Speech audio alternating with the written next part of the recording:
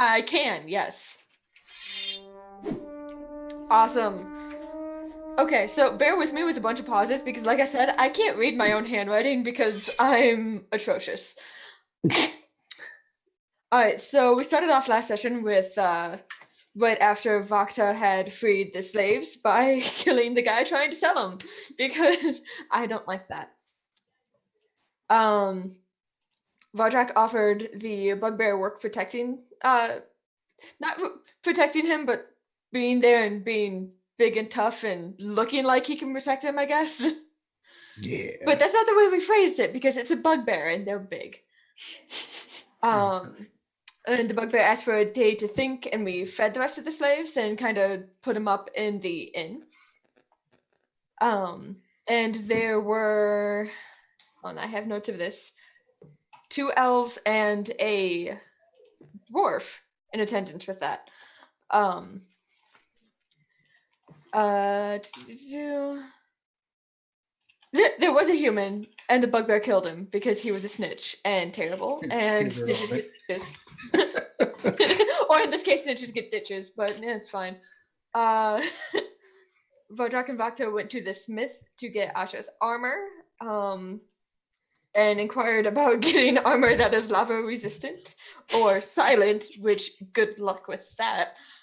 And when we found out the smith didn't have any medals for that, we went to talk to Selfie, and she also doesn't have medal for that and doesn't know where to get any, but we'll keep an eye open because she's awesome. Yup. Chat is saying that Cliff may be muted because they couldn't hear him a second ago. Okay. Fine.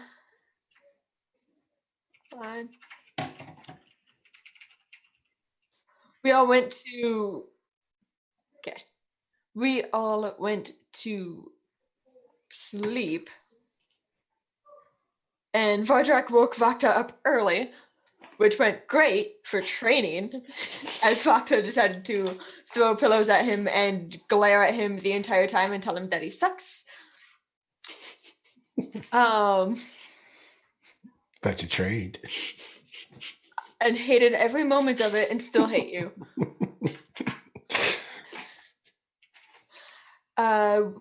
We went to go get breakfast, and Vakta was talking to the freed slaves and found out their names are Vistian, Zeno, and Jydra? And no, okay, hold on, I got it here. Vestin, Zeno, and Chandrug. I can read my handwriting totally. Uh-huh. I can. Found out that they were soldiers. I can't speak. I'm an English major. I'm bad at this, guys. Soldiers in Dulan, and started to revolt against the lazy empire. And the bugbear's name was Ravage. And then Vardrak wanted to change his name to something cool like Ravage, and Vakta told him no. Found out Vestin, probably pronouncing that wrong, is a carpenter, and he's going to help rebuild some of the houses and build new housing so we can get more people out of tents. And there's a lot of talk about city planning and funds for sewers, housing, the celebration coming up, which is today, getting a tailor in town, etc. And we went to go talk to Donovan after all of that. Return a lot of his hoard that we tried to rescue from the lava. And that went great. We all got something from him.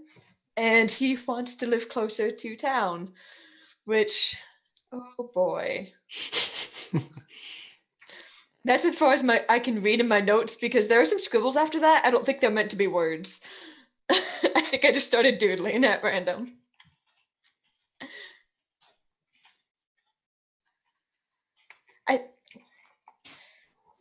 We went back to town and started planning for the celebration, but that's as much as I got. So if okay. I don't remember a lot of the end of last session because I was fighting a headache and didn't want to interrupt, so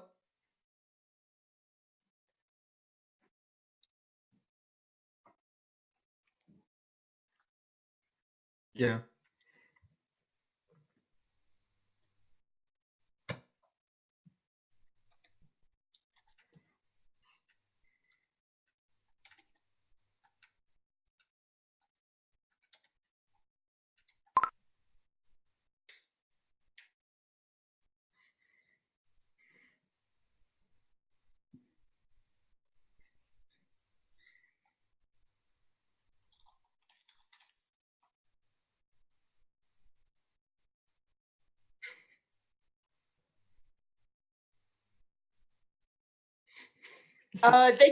Cliff, they can't hear you. Yeah. Wait, what? But Yeah, they why? can hear you. Wow. Broken. Unplayable. What about now? Now it looks like you can. Can you hear my sexy baritone? Okay, there you go. So the only other thing that we didn't cover in recap is that essentially from where we left off last time until now is going to be a 3-day gap. And you wait till I start talking before you fucking do your goddamn thing. Every time. Every time. I got mine out of the way. Remove.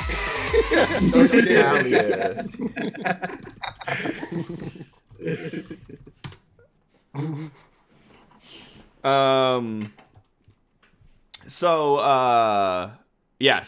there's a 3-day gap from where we left off last time until where we are starting off now. And in that 3 days, everybody got a choice of what they were going to do. Vardrock is going to be shaking hands, kissing babies, or kissing hands, shaking babies, depending on if he gets it twisted or not. But being a politic and saying hi to everybody in the kingdom and basically trying to make his presence known while he's there.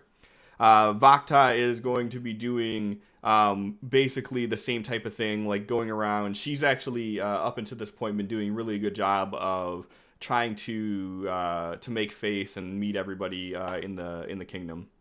And then Batsu is getting his give me his coins. No, you can't have his coins. Batsu is getting his gang together and setting everything up for being able to run schemes and plans and whatnot. So that's where we left off there. John, thank you for the 10-month. You want a 10-month refund? No. And why didn't it show you had 10 months though? It said like a line or something. That's weird. It shows it on here, but it's not showing it in the thing. And Melissa, thank you for the 10 months. Once we go live, I have alerts turned off for this session. For 2 reasons. For one, the normal table of fate and all that jazz we're not going to do today. Because I don't want you guys sending a catastrophic asteroid down onto the kingdom while we're having this this celebration. Next week, you're free to cause any type of apocalyptic event that you want. But for this time, no. Katie Skid 777. Thank you for the Prime subscription. I appreciate that. Oh my god, I'm hearing so many alerts right now. I have the alerts off. I don't know how I'm hearing them.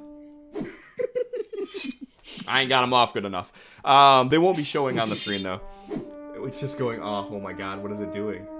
There's like nothing going on my screen, and I just keep hearing the alert going nuts. Hold on.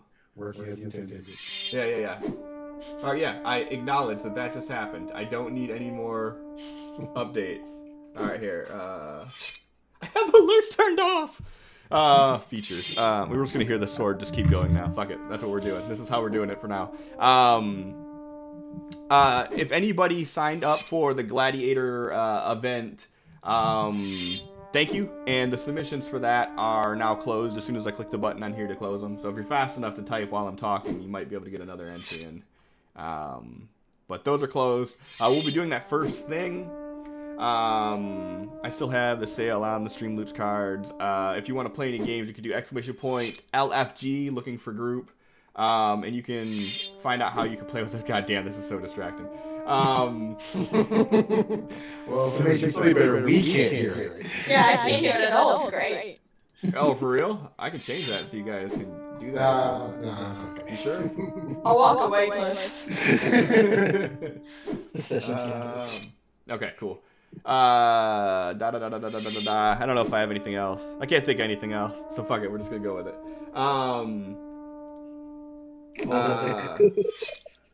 Everyone but Cliff has mad echo. Is it doing the thing again where? Hold up.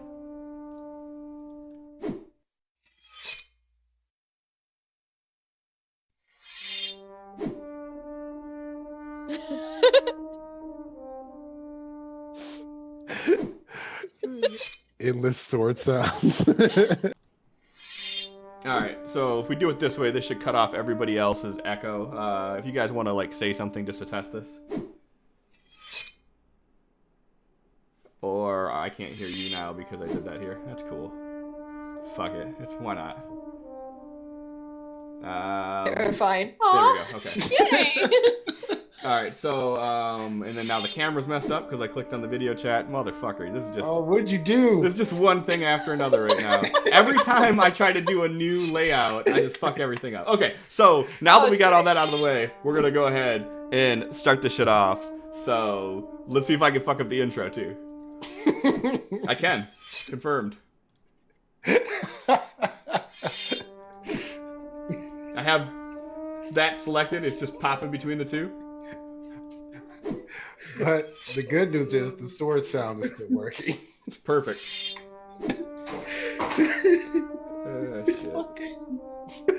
Shit. Breaking. Cliff, are you breaking shit at John's now? Right. How am I breaking shit on John? Can you hear it now? I just gotta switch the outputs. Alright, fuck it, we're doing this. Alright, let's go. Transition's just not gonna work. I quit. That's it. Game over. I'm turning the stream off. Good night. I appreciate you guys stopping in here. Oh my god, these alerts are killing me, bro. Hold on, I'll punch him for you. Give me a moment. Pause all alerts. Can I do that? Hold on, see if this works. We'll be halfway through the game and then this intro is gonna play. Twice. Why are they doing this to me? Hold on, let me just get rid of this altogether here, see if that works. This is the stream, everyone. This is the stream. This is it. This is what we do every week for 4 hours is just troubleshoot my shitty setup that I have here. You know what happened? We did everything too quick, and it's trying to buy us time now. What happened is Twitch updated their API to allow people that if you missed a month of subscribing to someone's channel and then subscribe again, it picks your count back up where you left off, so that way you're not like, you don't ruin your streak like it used to.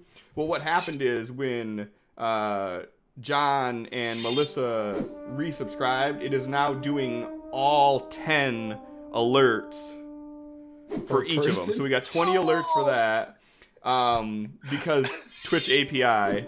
And then whatever else has happened since then, we get to do those too.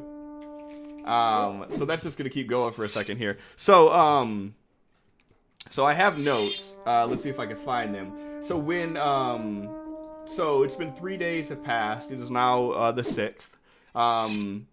In the 3 days, we have managed to hire Vardrock's requested assistant. Her name is Kirla Elana. She is a resident of the kingdom back from when it was still Cleven's, even back from before the dragon attacked. Zoomer had been doing interviews and narrowed it down to a few different candidates, and she was the one that was ultimately chosen from it because of her tenure with the city. That was on the 4th that happened.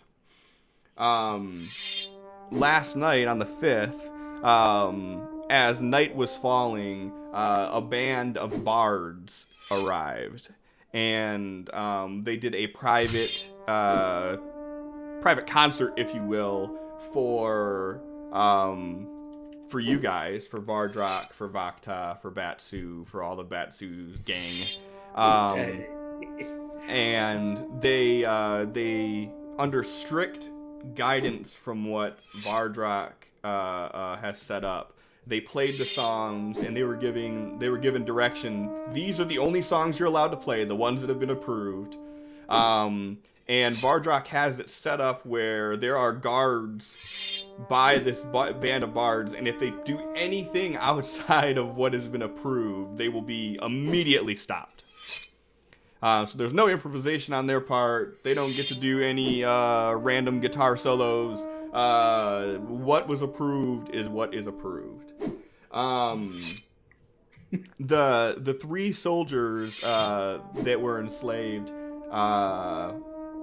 have been making themselves at home over these last 3 days, and have begun to come into their own within the city as far as adapting to their guard roles, chipping in. Even Ravage, who hasn't really said much, hasn't stopped and talked to anybody, has been seen within the walls of the kingdom and has been helping out with manual labor as they're getting ready to get wood for more housing and whatnot. He's been seen carrying entire trunks of trees himself. So everything has been going as planned. And as you guys wake up early in the morning on the 6th, it is a clear day. It's a sunny day. The sun's just now starting to peek out, but there's no clouds in the sky. And it seems like conditions are perfect for the festival that you have planned. Excellent. Wonderful. Slight hangover, if there was some kind of party last night. Oh, I'm sure there was, yeah. All right. Oh, I guarantee Vakta's probably hungover. You know how much she likes her wine. She's been going through withdrawals. I have been serving my kingdom and not myself. Vardrak's gonna wake her up with some surprise training. Right. Is that what we're calling it? Yep. Hey.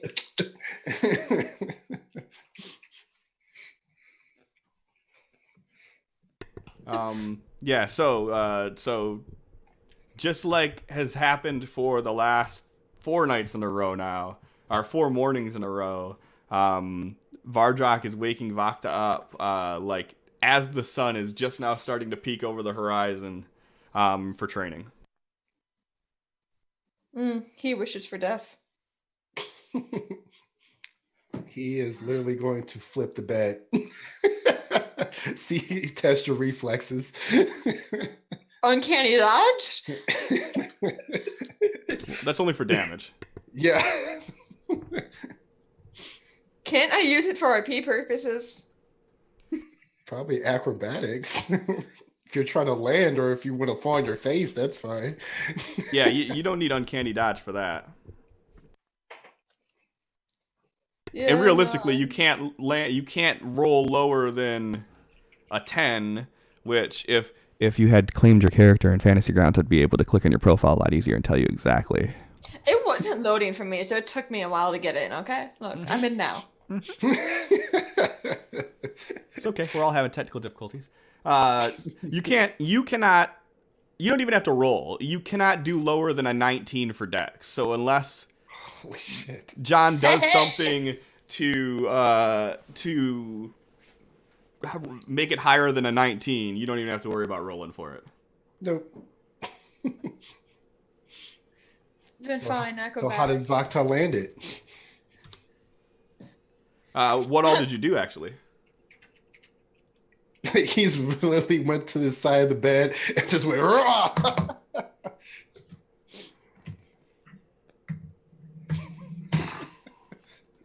She's gonna land on her feet, dagger in hand, because of course she sleeps with one under the pillow, no matter what. And it's just gonna stare at him and stare at the bed and just, don't break my shit. Our shit. He's like, My shit. well done. She's just there's no happiness on this face. It is just pure anger. It's like, don't break my shit. That is my bed. That is sacred.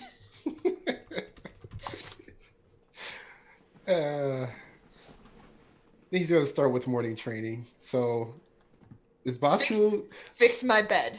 Put it back right. So if Ibatsu hears you guys start rumbling around up there, he is immediately waking up and leaving the house. I was gonna say he's hearing a lot of banging right now. Hey, innuendos.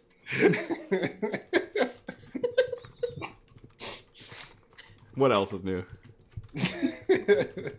We're mature.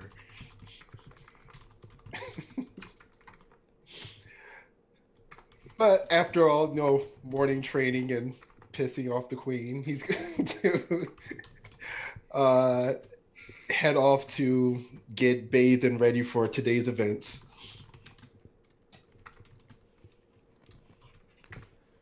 Yeah, so you head off and get your bath on. Vakta, I assume that you would do the same. Oh yeah. And Batsu, what are you doing as you are getting away from the noises of the king's bedroom? As soon as I get up and I like start walking out, I wake everyone up. I'm like, everyone, you guys know what you're doing. I'm gonna go away from this place. You guys can find me at the tavern, and I'm gonna go get some breakfast. All right. And as you walk into the inn, you see that there is this dwarf who is talking to the innkeep. And as you get a little bit closer, you recognize him as the chef from the Mages Guild in Durian. Have I been to Durian? Let's see. Yeah, you were there last time. Yep. Okay. I'm gonna go straight out to him, shake his hand. Like, glad to see that you made it. It's like, when I received the invitation, I couldn't say no. He says in Dwarfish, the pay's good too, right? He starts laughing. He says, well, my services are not cheap. Do you make your own food, or are you waiting for a meal right now? And he just chuckles a little bit. After you've sampled every cuisine ever known, it's really hard to allow someone to just cook a meal for you. But, seeing how you are here and I am officially on the clock, what would you like? Dang, they got you working all day. Well, since you're here, just plate of ribs. Ribs for breakfast. Yes, need some energy. He kind of like motions over to one of the tables and he's like, well, maybe you should sit here. And as you turn and look at it, like everything is already on the table. Thank you. These ribs look like they're the ribs of a mammoth or a smaller dinosaur. Like the ribs take up the whole table. It is always a pleasure. It sits down, like lifts his glass. Like, and you feel like as you lift it, you just feel like the weight of it increase. It just fills up as you're lifting it.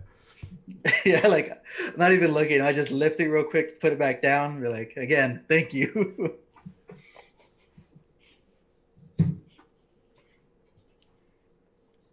All right, and Vakta, Vardrak, as you guys get out of the bath and start to get ready, Zoomer meets you there with the new assistant who you guys aren't really used to yet. I mean, you've seen her before, but in this official capacity of her assistant job.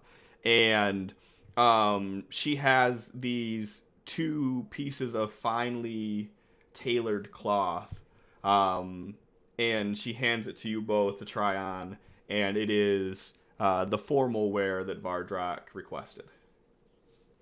Ah, excellent. Vardrak, what does your suit look like? They look like just these long black robes, like something you'd see like a priest wear, but little less religious looking than that, I guess. But yeah, it's just like it's got sleeves and like a part down the middle, and just so like you can he wants to like show a little bit of his chest because Bardrock. And yeah, that's what he's wearing. All right. And similarly, Vakta, you have your formal wear as well. And what does yours look like? A very, very deep, dark purple and black, sleek fitting gown. It's not very poofy. It's off the shoulder, and just very elegant. It's high necked. She's pretty shapeless as living on the streets for too long and just being a skinny rogue, but it just fits very nicely. I really love the color right now. and as you put it on, you feel that it actually bends with the body and is more flexible than it appears to be visually. And it has pockets. Of course it has pockets. Ooh. That goes without saying. what kind of a monster would create it without pockets? She shoves her hand and it goes, it has pockets. Yep, exactly. First thing she says to Vardrak after she puts it on. It has pockets. Like that's great. It's very important, okay? Oh, okay.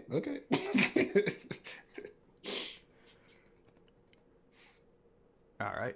And so the court is your guys's. I'm gonna head down to try and find some breakfast. I guess I'm gonna see the maid chef as well. You don't. So as you walk in, you don't immediately see him anywhere. You just don't even realize he's there. So you see the barkeep.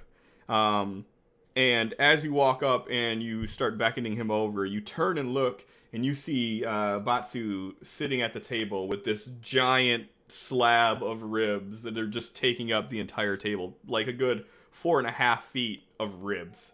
Oh. Vardrock gets like his eyes get big. He walks over like, Batsu, where did you? His eyes get bigger. And he's like, is he here? Sit down. And he says in Dwarfish, like he shouts out to the back, the king and queen are here. You hear some ruffling from behind you, and as you turn around, you see the dwarf, and he's like still trying to get like formal wear on.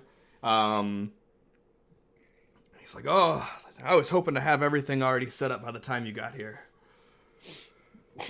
Vardrock immediately like picks him up in this big bear hug and like swings him around like a lost love. His feet are just... Yeah. And he's like, let me guess, you want something with meat, a lot of meat. He knows me too well. And then he like finally puts him down. And he's like immediately, like before he even asks him, he's like picturing like this giant roasted unicorn.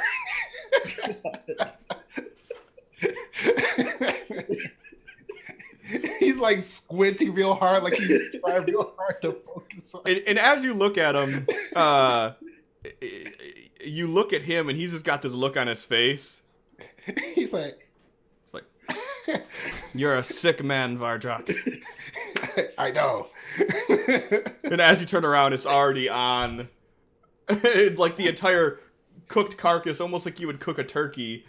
It's just this unicorn, like torso and legs, he immediately excitedly sits down, rips off a leg, and he just starts biting into it. That ain't right. He's like, "Oh, Batu!" He tears off another leg. Have some. That ain't right. He really grabs it.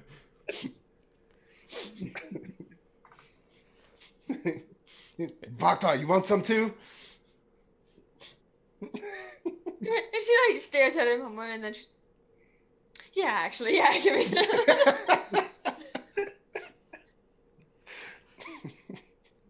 Well, if the room is silent, that means that I'm doing my job. Big thumbs up from Batu.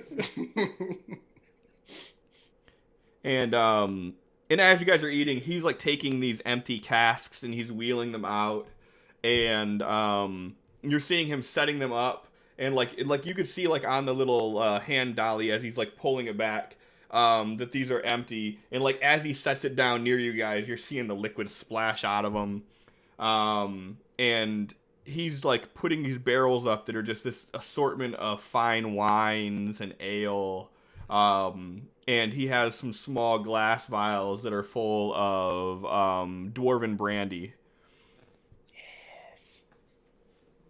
Vardra's gonna plop down the leg he's eating, and he's gonna grab one in each hand and get two different ones, just kind of two-fisted.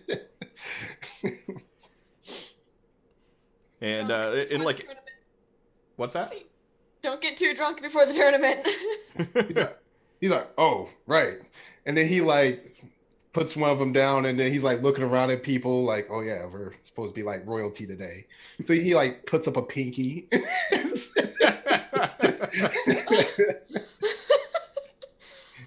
say Bacta winks like, "I got this." I'm gonna be classy and pace myself with my wine. Yeah? No, don't laugh at me. I'm classy too. And like as you drink this wine is like the smoothest wine you've ever had. It's got just the right amount of bitterness to it. It's got a sweet finish, and it is just smooth. And it's remarkably strong. Even with you pacing yourself, like you're feeling it. I'm also gonna have some water.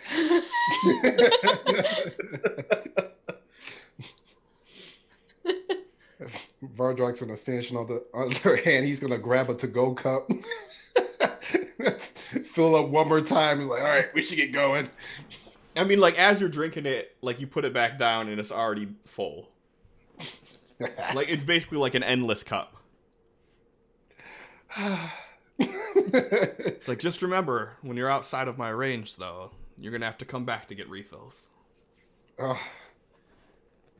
don't you move. It's like, I'll be here all day. We gotta get him to stay forever. I know. I don't know how. And against the law, right? Zoomer walks in, and he's like, "Oh, you guys already received everything, and you're ready to go. I see you got your food." And he looks over. He's like, "I'll take." And like as he says it, like in his hand, like you just see this like giant turkey leg, and he's like, Vardrak's like, "Right?" Yes. The tournament is scheduled to be starting soon, so once you finish, obviously we won't start without you, but he like motions towards the door. Batsu immediately stands up. He downs what he has left of his ale and heads towards the door. "I'll see you there shortly. I'll get everything set up," and takes off. Right. Wait, Bacta, how do we do this? We gotta look like royalty here.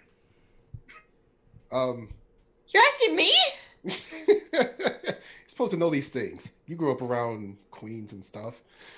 I grew up in basically the slums of Durian, on the streets. I never there's- saw the queen until. Zoomer's like, remember that you have the assistance of Kirla if you need her. Oh, of course. She's Okay. just standing there quiet, like. Help. Okay, all right. So you run ahead and tell the bards once we arrive, like have them play like their trumpets or whatever the hell they have, like really loud. And then Uathor, you walk ahead of us and announce us coming in. Yeah. You zooming there her? we go. Yes, him too.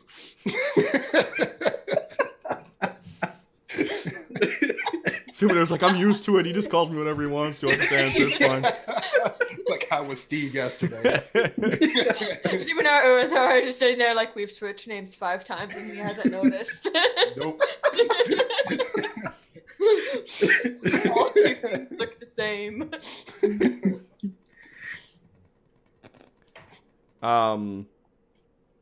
So she gives you a nod and she walks out. Okay. You ready for this?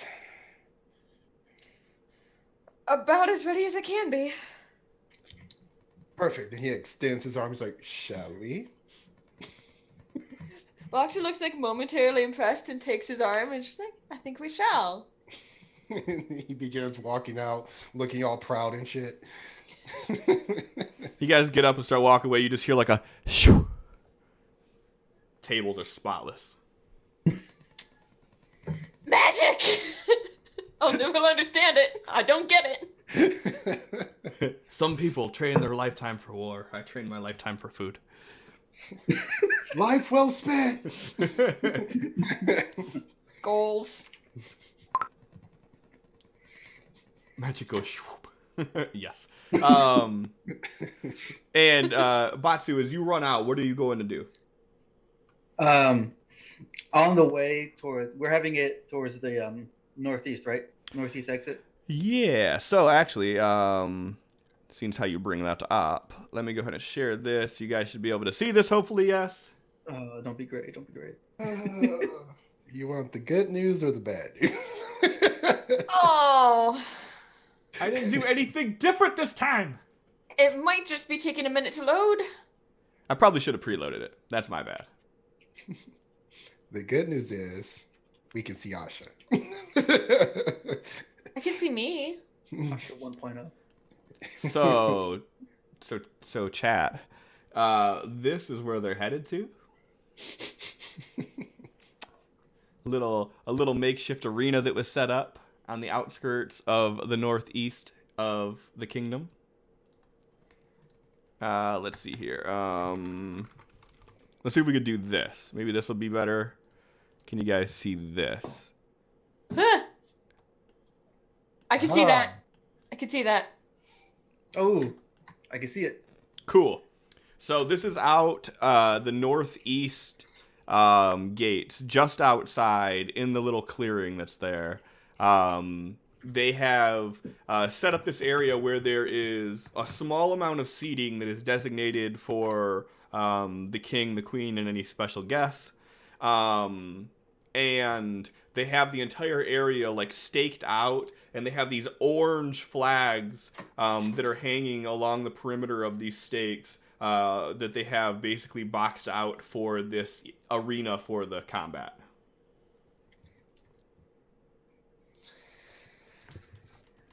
Vardrak's going to ask Uathor, any word from the Queen of Durian?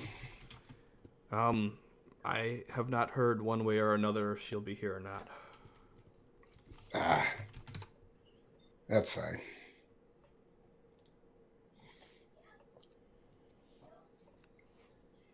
Yeah, Batsu's running towards the northeast gate. On the way, he's seeing if he sees any of his group along the way. Are you headed to like their to like where they would be at inside of her house, or are you just like running straight in that direction? Just in the direction. The only person you see is Chodo.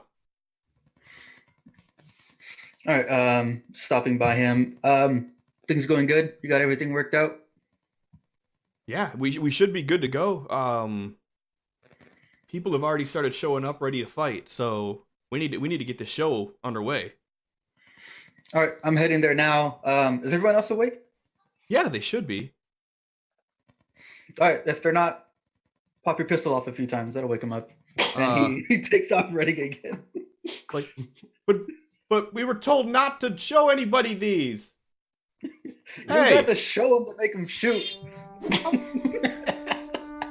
I mean, that's true. He turns around and walks off. He starts getting them ready.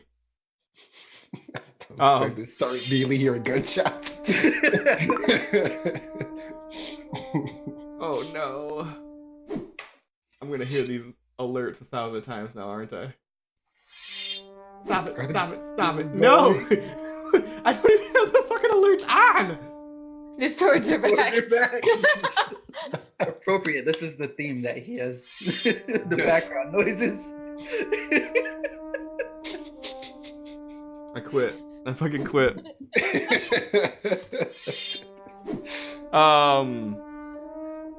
So you hear these horns that are playing, right? So as Vardrak and Vakta get within reach, this is so distracting. Kirla gives a nod to the bards, and they begin letting the trumpets go. Perfect.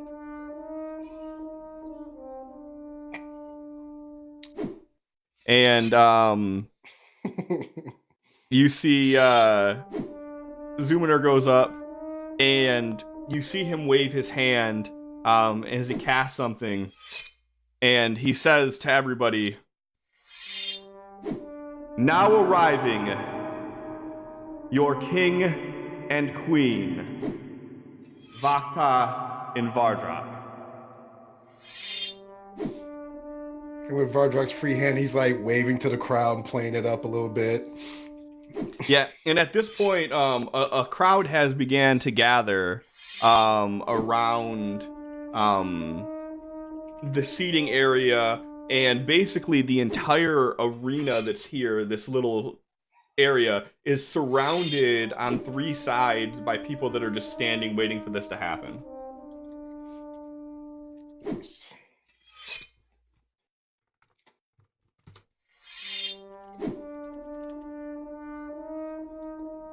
And the bards are still playing you in. I still hear it.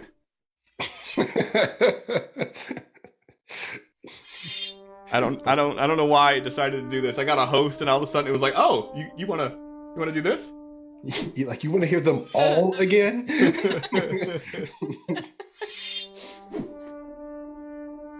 don't know why it's doing this to me. I don't know. All right, so Vardrak, Vakta, you are here. Boop. And boop. You guys can sit however you want to. Batsu, you are here. So wherever you guys are headed to. I'm a little sad we can't do cartwheels with our icons anymore. Cartwheel into her seat. I really wanted to, and I spun the mouse wheel, and the arrow went around, and I stayed facing the same way. It was just... You have a formal dress on, no cartwheels. And nothing else. Nothing else, yeah. You know. Where are the fighters? That's how she do. Staged up at right now. The fighters are all mixed around in the crowd. Most of them have started to migrate to the far ends. But as of right now, yeah, they're still all about. Alright, so Batsu jumps in, and he's just walking towards the center of the ring, looking around, trying to get everyone's attention. As soon as he gets to the middle, he pauses for a few seconds. All right, who's ready to get this thing started? Yeah, Everybody's just like, yeah. All right, first 2 challengers that I had picked out. Make your way into the arena. And here we go. So he calls up Meridia,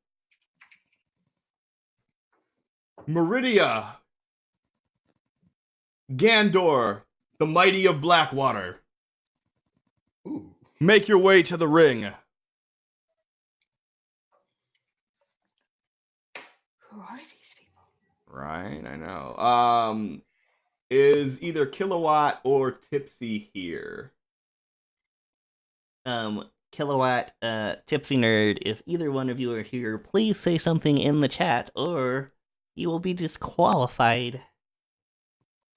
I see neither in the viewing list. While I wait for this, actually, I managed to get the sounds to stop.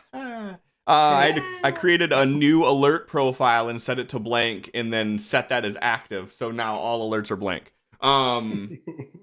So the way this is gonna work for you guys in chat, for one, if you applied, if your name is called, then say something in the chat so I know that you're here and I can do this.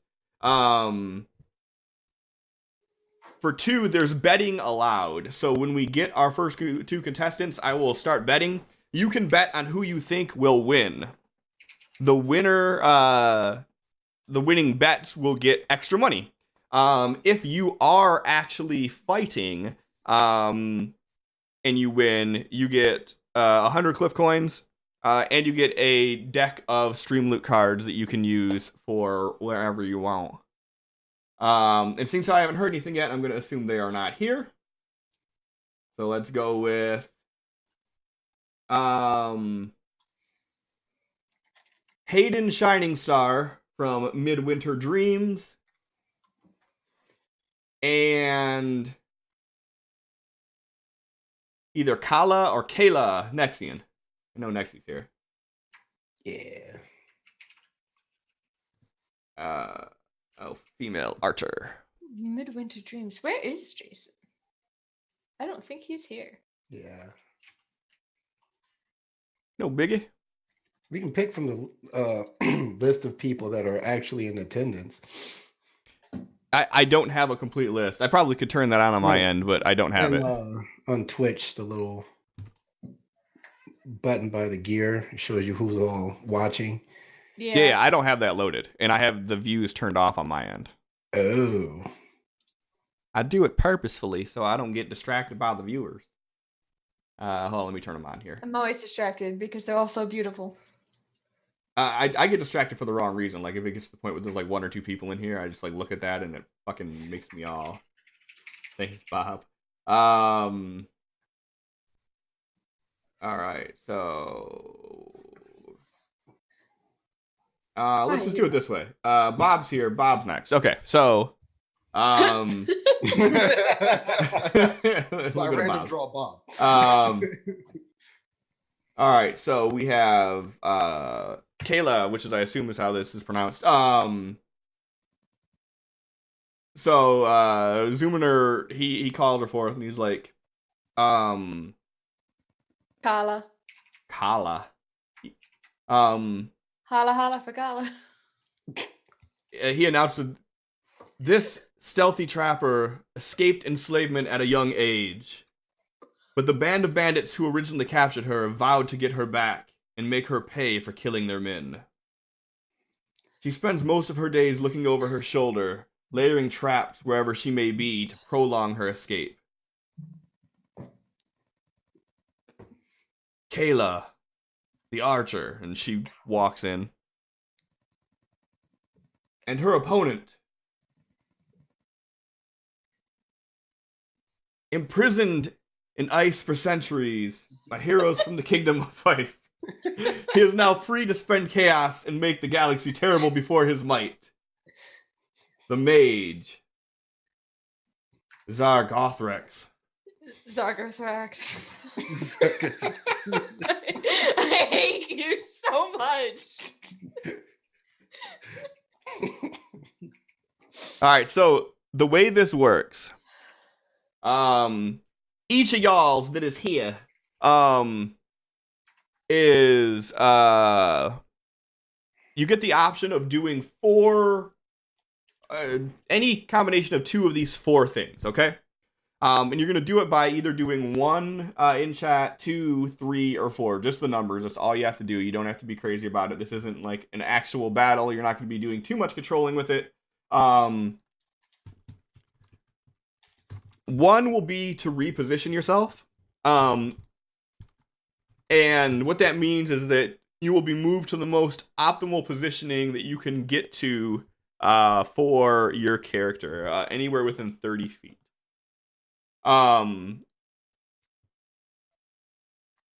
2 would be to attack, which would be just a primary attack with whatever your primary weapon is. So Kala.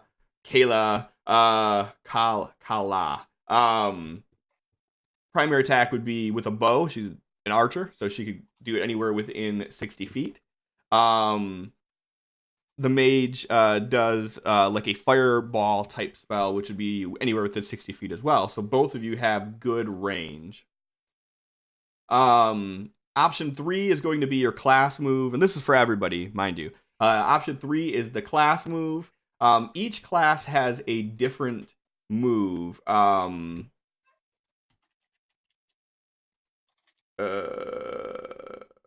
sec, sorry. Okay. Each class has a different move, and it all has something to do with basically doing a little bit of damage and doing mobility. So the archers, they are able to do like a wounding leg shot, which will have the movement speed, and it does damage.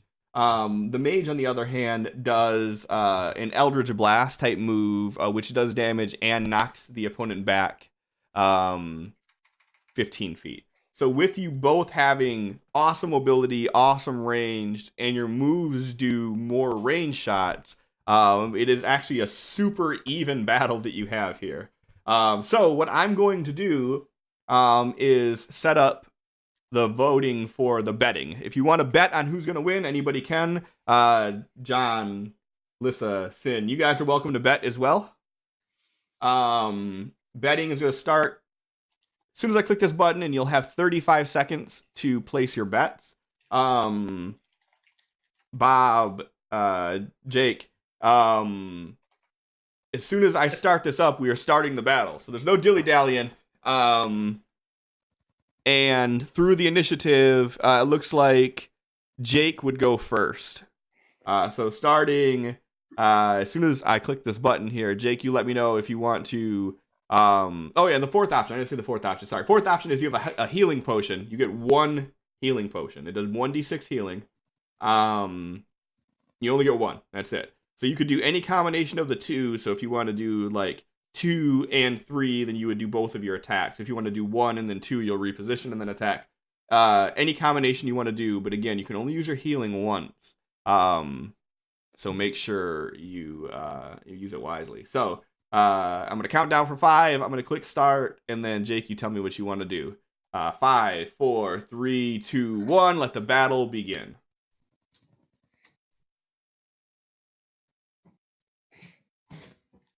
One, then 2. All right. And really, there's no bad spot for you here. So you are going to start off with a reposition and then attack. So you guys see, as soon as Batsu throws his hand down, that the archer just takes off running backwards. And as she's running, she jumps and spins around and shoots an arrow. And it plants itself square, just a little bit lower than shoulder, right side on the mage. And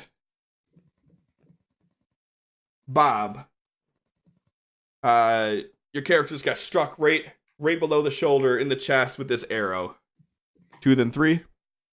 And he immediately waves his hands about, and you see them glow with these emberish colors, and he hurls a fireball forward at the archer. And I wish I had like good music to do right now, like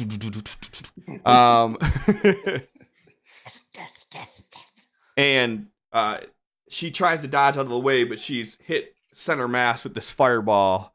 Just embers spark off, and as she's getting back to her feet, he pushes forward with his hand, his palm straight, and this like whoosh of energy shoots out. You can see like the air bending in front of him as this bolt of force hits her and knocks her backwards 10 feet, almost landing on the ground.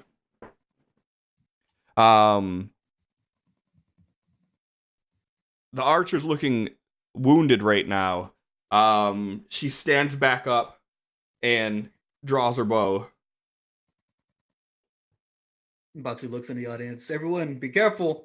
Any of these blasts can be stray. And everybody's just like, yeah!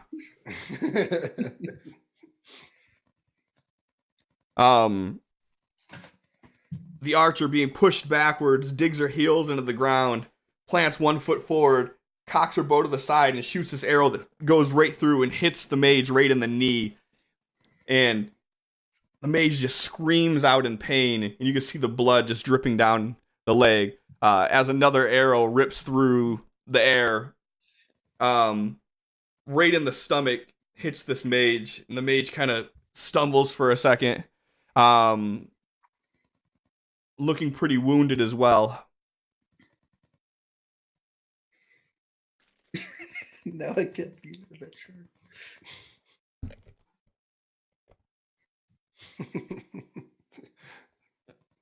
No, not the arrow to the knee.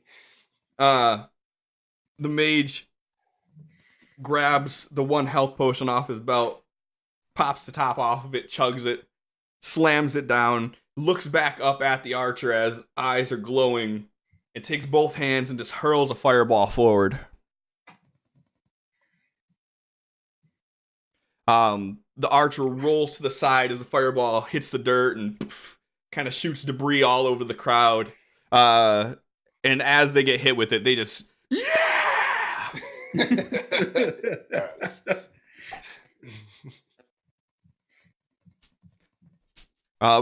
Using that same momentum, rolling forward, pulls the bow out, lets an arrow loose, hits right above the one in the gut. The mage spits out blood. Looking pretty bloodied at this point. Not a good sign. As the archer lets another one of the arrows loose, and the arrow just narrowly misses and just skids across the top of the ground and stops about 7 feet behind the mage. Crowd is insane. They love it.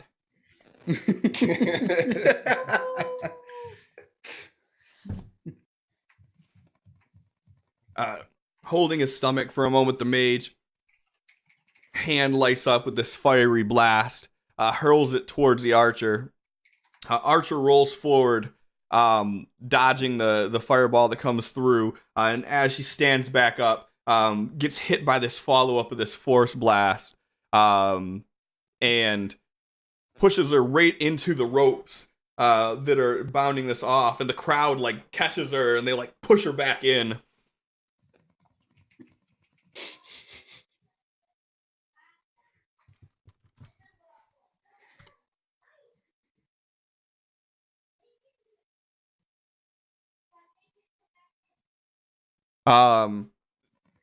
As she like gets pushed forward, she looks backwards with a little grin, pulls out her health pot, chugs it, kind of turns to the crowd and knocks an arrow while looking back, looks forward and lets it loose.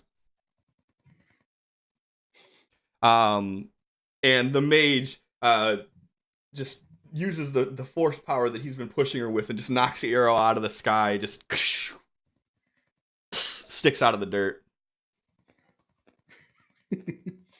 Mage ain't done yet. He's still got some fight in him. You can't do 2-2. You can only do 2-3 if you want to do 2 attacks. Can't do the same move twice. 3-2? Okay.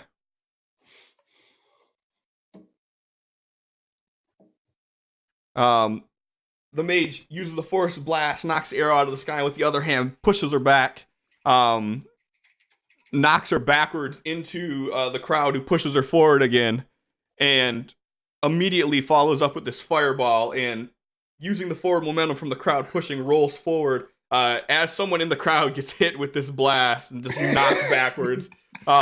You see the guards. Get on that guy. You see the guards that are standing around the perimeter rush over, and they start like putting out the fire from their clothes. And stands him back up, and as he stands back up, he like looks down and he's like, "Yeah!" Oh, that mob mentality. Yes. Oh my god. Even if I die this oh, not death.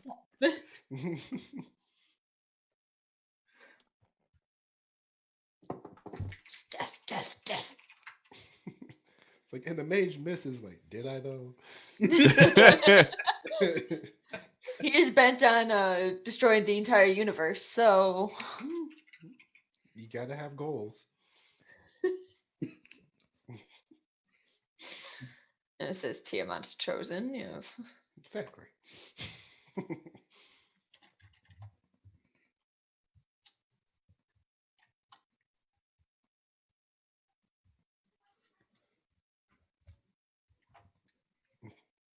Oh, you're muted. Cliff, you're muted. It looked like you were saying something epic, though. Yeah, it looked great. You looked great when you were saying whatever you were saying. Nope. Nope. Muted. Of all the nights for things to go wrong. Whatever you didn't do, undo it. Someone cast silence. Okay, can you hear me now? There we go. Yeah. Yeah. I literally did nothing. So the archer lets loose this arrow. The mage steps backwards, and you can see the arrow tear through his robe, and he kind of shoots a glance back up, smug, and just as he does, another arrow hits him right in the shoulder. That sounds like a Bacta move. And the mage like gets hit with this arrow and like stumbles back, and you see all the color rush out of his face, and he is looking very, very injured right now. Oh no. Could this be the end?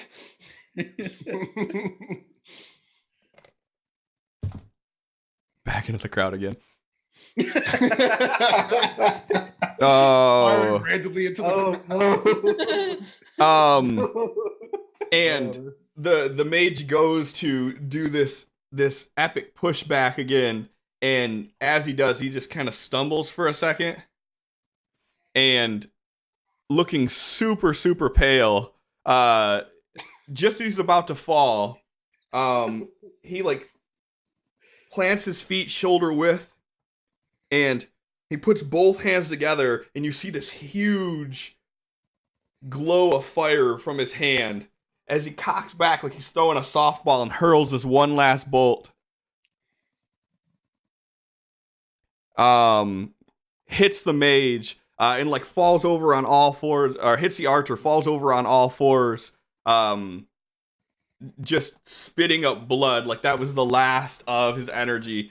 And at this point, the archer's armor is tattered, her hair is singed, and she's looking really, really beat up too. This is gonna be close. Batsu is getting closer to the mage, standing over him. Like, you ain't done yet, people. It's coughing up blood. He's still dead. That last one, that was a miss up on my end. I hit damage first. But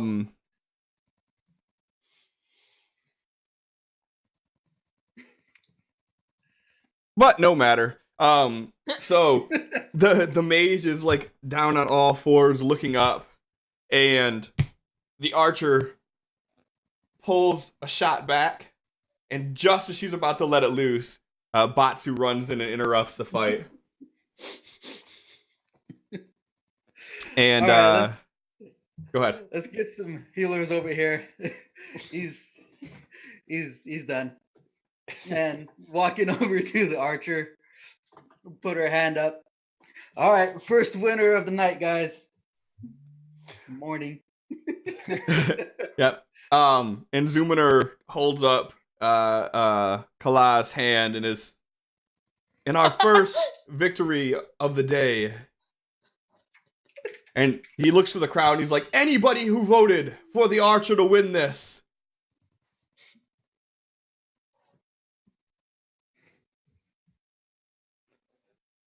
Doo-doo-doo. And anyone who bet has been rewarded. So it's a non-lethal fight, in case you guys missed that, which is why we didn't allow just the slaughtering. But we have some people begging for the slaughtering. Yeah. I mean, that's not up for me to decide. That's not for the king to decide. We did say we didn't want people to die. It might something morale. So, Vardrak's already given the thumbs down. Bach is like, we're not gonna fight to the death, and Vardrak's just. Well, at this point, Vardrak's on his feet, and he's kind of like also gauging the crowd. Is the crowd also chanting for death? Crowd, are you guys chanting for death? No. Oh, No. I need some death in the chat if you guys want this. Or life. If you don't want it, don't say death. If you do want it, say death. And saying death multiple times counts as one. Yeah. Bob wants to fireball. I mean, it's looking like death. It's looking like death. Oh no! So Matsu's like holding her hand up, and he looks over at Vardrak. Vardrak's like ready to just immediately give a thumbs down. He stops and then he like looks over to Vakta like, can I? Who are these people who are fighting? Is it like people from our kingdom or just random people? Most of them are adventurers that answered the call for a gladiator combat. As for this. Whatever the people want. Matsu Whatever makes them happy. Vardrak goes, ah! And as soon as he does, she lets that arrow loose. And it hits the mage square in the face. And while he's already on all fours, and you just see like his face go slump into the dirt with his ass still up in the air and blood just pooling out from his mouth.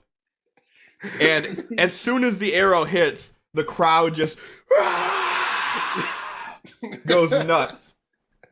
Not the kind of kingdom I wanted to run, but it's what the people want. Right. God. Vakta's looked at his shame. Vardrak's like, yeah! Like, he's in with the crowd 100%. Vakta's just, oh my god. And the crowd's like, ah! Yeah, you're loving it.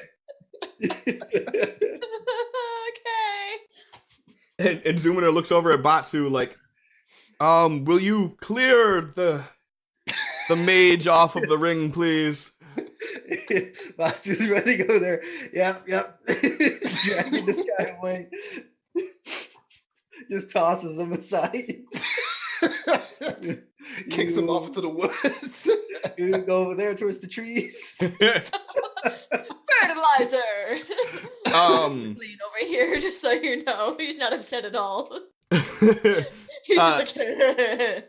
Nexi, if you go to this link here for Streamloots, sign up for an account. Shoot me what your name is on there, and I will give you a free pack of the Streamloot cards, which you can use to interact with the stream and whatnot. Hey, but Midwinter only on normal Dreams. nights, not tonight, right? What's that? Not tonight. Yeah. We're not doing any of the redemptions tonight, but they'll be starting back up next week.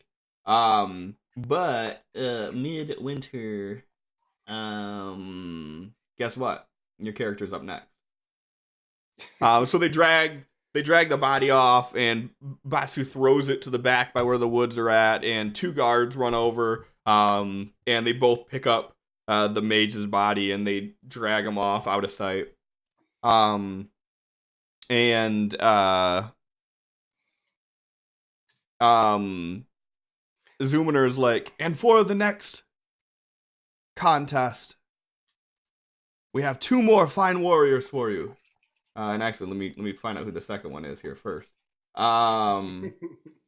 So is Gunther here? Gunther the turtle? Seen him here when he first started. They were here. Gunther, if you're here, let me know. Gunther. Yeah. Hey. Boom. Okay. So Zoominer is like, for the next battle, we have 2 more contestants that have traveled far to get here.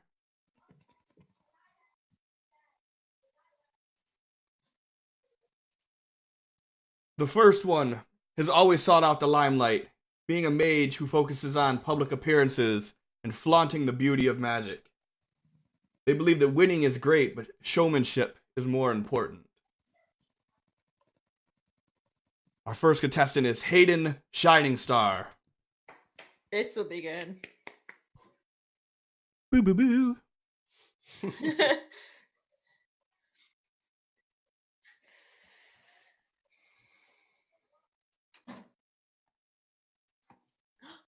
What? No. Oh. And next, we have a dwarf that has long searched for glory through combat,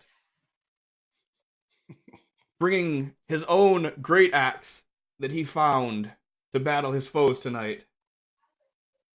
The axe has been through so many battles that it no longer has a sharpened edge, but it is rather a blunt instrument that he beats people to death with.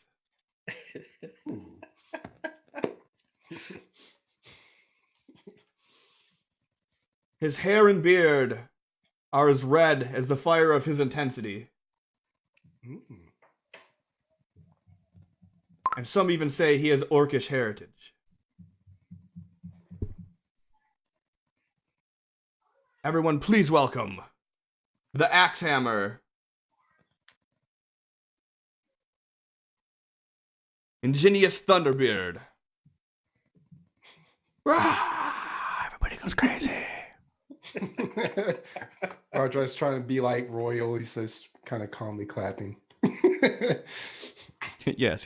This will do. Yes. Oh, this is good. Okay, the fight starts. He's gonna lose his shit again. Yeah. So as before, we're gonna open up the betting. I'm not sure if anybody did any of the betting last time. You want to explain real quick how to do that, Cliff? Nah. So when the betting goes live, you'll see a chat message, and let me remove this and remove this. Actually, there were bets last time, so someone won money.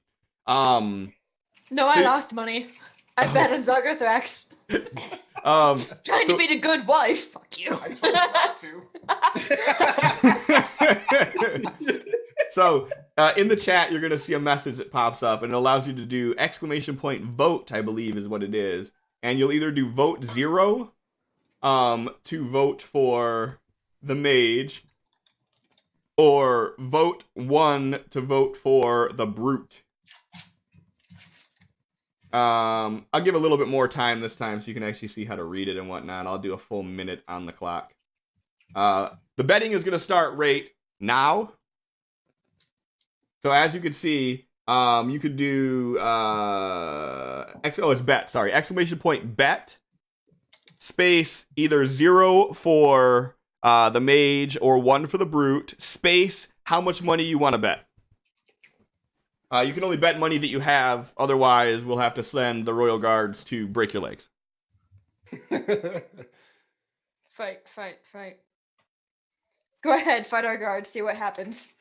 Just don't fight guard 1. You don't fight guard. Don't fight guard 1. All right. So,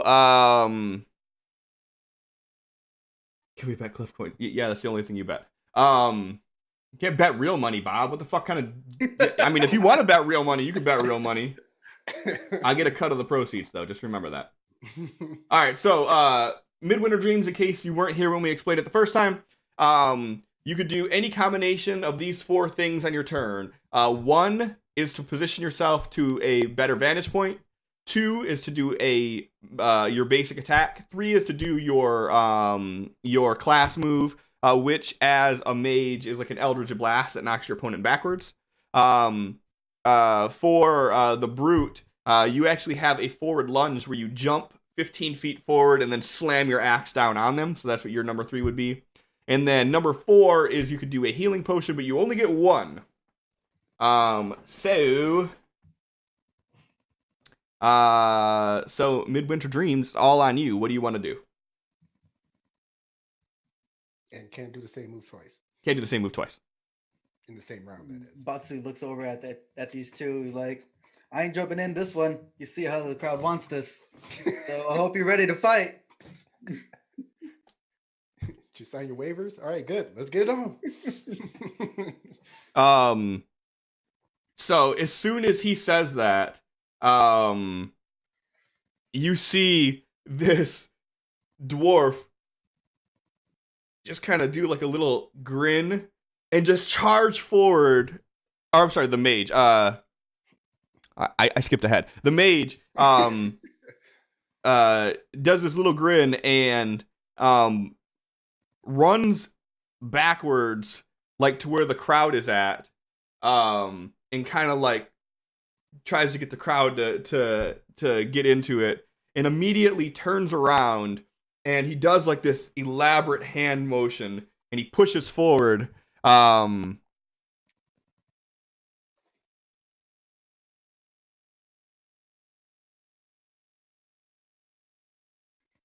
And like shoots out this blast of confetti.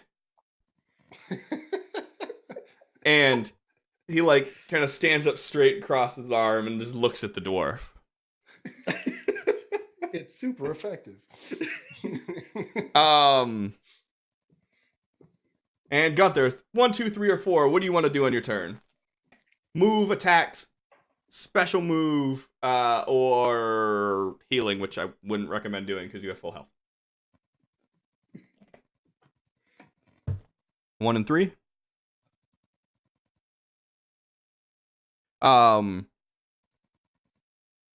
So through the confetti, you just see this dwarf just burst at full speed running towards this mage and gets about 15 feet from him and like grabs the axe from his side as he jumps into the air, pulls this axe over his head with both hands,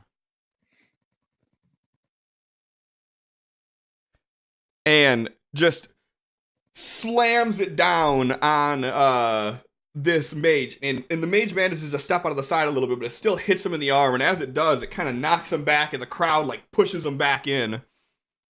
Uh-oh.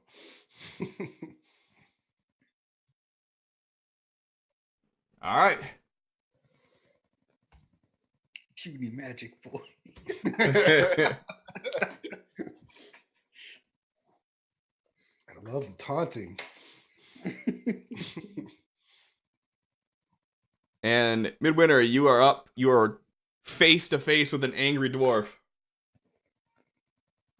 There ain't no crowd control here.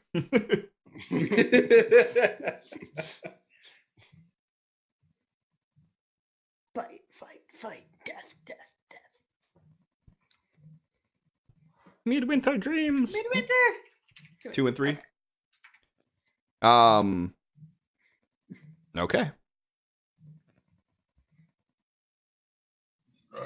And you see him do this like this very flamboyant movement of the arms, and you see this fireball start to grow in his hand, and as it does, the dwarf just kind of hits his hand down, and you just see the fireball just right to the dirt at his feet. Realizing that this dwarf is not playing around with it, he takes both hands and like pushes forward with this gust, and this wind just blows the dwarf 10 feet back. And now we have the endless loop of sounds again. Yes. Grinch, man, thank you so much for the sub. I appreciate that. Now, I don't know how to stop this from happening. I thought you made a blank file. I did. Wait, here. I'm going to switch it. Okay, switched it. Switched it. There we go. Okay, cool. I can shut it up midway through. I just have to reactivate this thing. So broken tonight. Yeah. All right, so you said 3 and then 2. So the brute gets pushed backwards and he digs his feet into the ground and just like without skipping a beat just leaps forward with one hand just tucked as far back as possible with this axe in it. And as he goes to slam it down, the mage takes his hand and like pushes like this. You see that gust of wind and it knocks the dwarf slightly off skewed, and you see the axe just get embedded right into the dirt next to him. And he immediately just pulls it right out and swings it like a baseball bat and just cracks a mage right in his side. Ooh. Ow. With this blunt axe. Ow. Yeah. You probably should have sharpened it. Ah. He prefers it this way. Even bats are just like, oh. I kind of don't want this mage dead just because the confetti's fun. Maybe we can make him the court fool Oh. if he lives.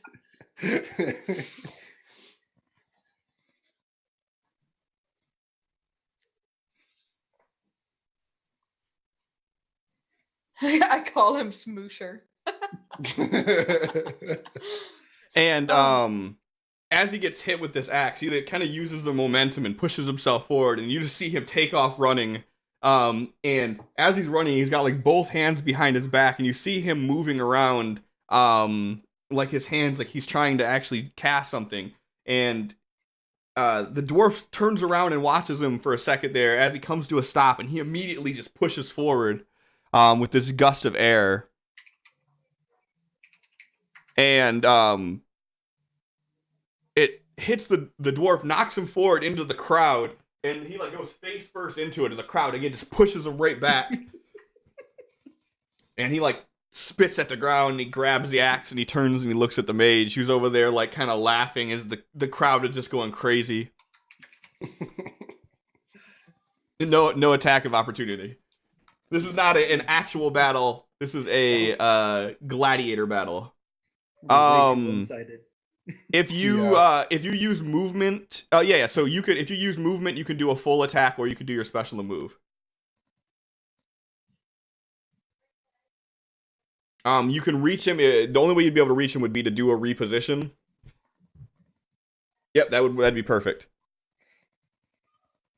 Yeah, so as he gets pushed back from the crowd, he like just takes off running again. And he grabs the axe, and just when you think he's about to jump up in the air, because of how he's pulling it back, he like stops right in front of him, plants his feet, and just swings. Oh no, Mr. Mage. Yeah, he hits the mage, and when he hits him right in the face. And his face just opens up, and he spits blood all over the back area. And the crowd just goes quiet for a second. And they're like, yeah! Blood confetti. Yes. And at this part, they're like, axe, hammer, axe, hammer, axe, hammer. I lick it off my axe. Then he just takes the axe and licks the blood off the tip of it and holds it up in the air.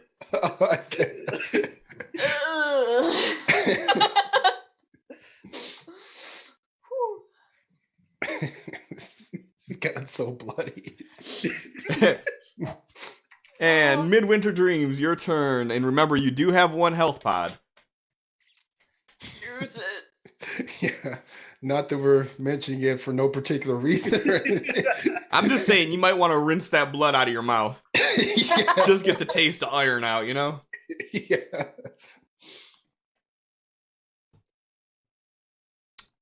I'm glad you guys are having fun. That's the whole point of this. This is great. Yes.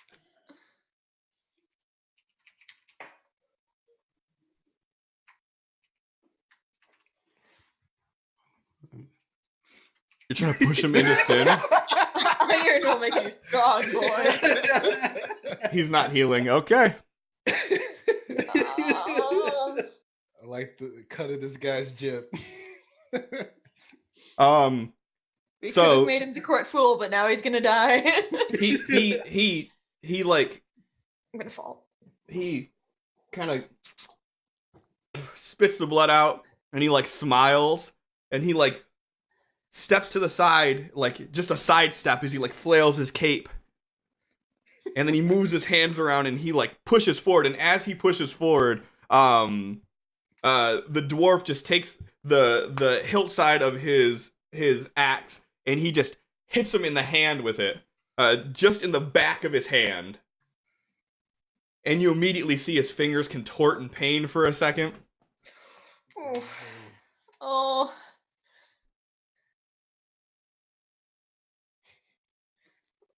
This makes my hands hurt just thinking about it. Like, It's like 50 degrees, so it's a little bit cold outside, so you know. oh, you know how I am with cold? You suck. And Now you're just being mean to me. and you see the dwarf kind of like chuckles after he does it, and he pulls out his healing pod and he bites the cork off of it and spits it in the mage's face, and he like raises it up looking at the crowd as everybody goes crazy.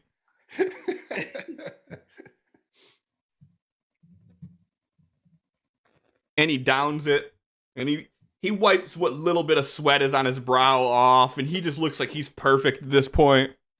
And he like puts it away just calmly and takes his axe and raises it over his head. Oh no. And the mage like tries to take off in a run, and he hits him in the back as he does it. It kind of like knocks him forward as he like he stutters his step a bit. And the mage is looking extremely bloodied at this point. Still trying to like maintain his showmanship. Don't die, confetti mage.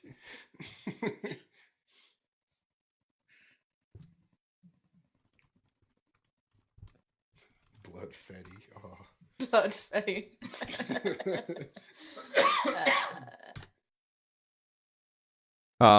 He's finally so- doing it. So as he's like taking the brunt of this attack, he like pulls out his healing pot and he downs it really quickly, like almost like he's trying to not show that he's doing it. Trying not to die. Yeah. And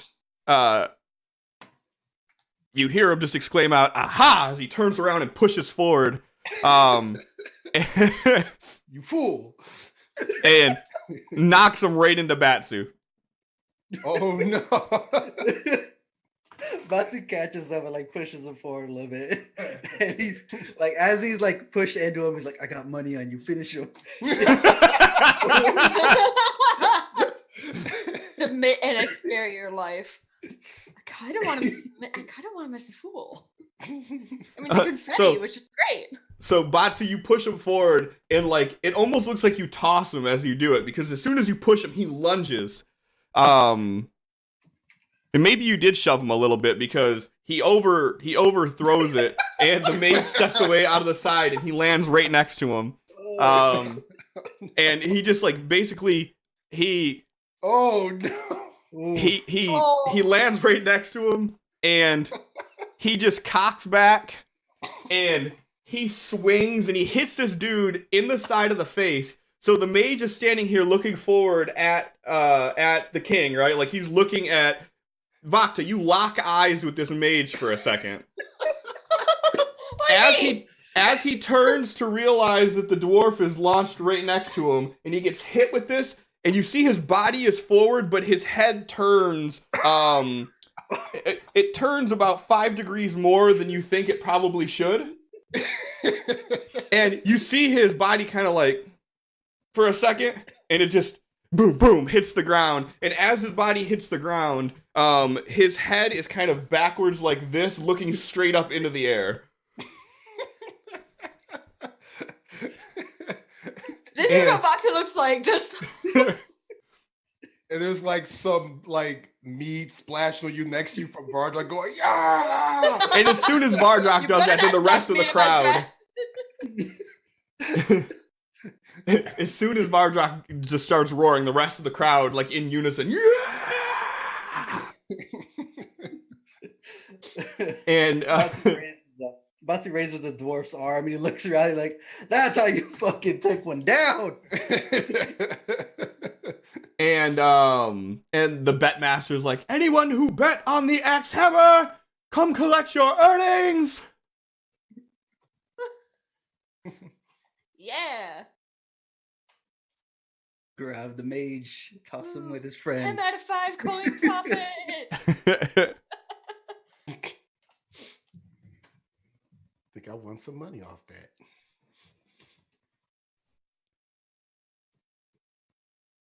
And and let me see here. And Batu grabs him and throws him back off. And as he throws him out the back again, the 2 guards come up, grab the body, and start wheeling it out of sight. What do we Taking have him to here? get some medical attention. Yeah. That's what we're doing. Raynor waddles in. I have cookies. Dunk them in the blood of your enemy. And the last 2 that we have are Katie Skid 007 Katie's. and Honey Bunny. Suddenly regretting making a mage. Oh, Ash. Aw. Oh. Well, I know who I'm not betting for. Sorry. Aw. They're not doing great. Honey Bunny is also. So because I don't see Shannon here just yet, I'll do it this way. So the first when he calls up,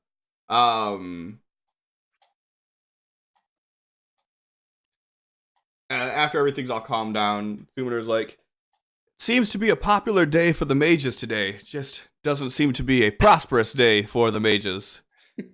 But There's Honey Bunny. nonetheless, we have another mage for your enjoyment. And everybody like, yeah! This one's magical powers appeared at a late age, and they left home shortly after to make their way around the world. Since then, they lived on the streets and lurked around mages' guilds in order to learn more and to control their abilities.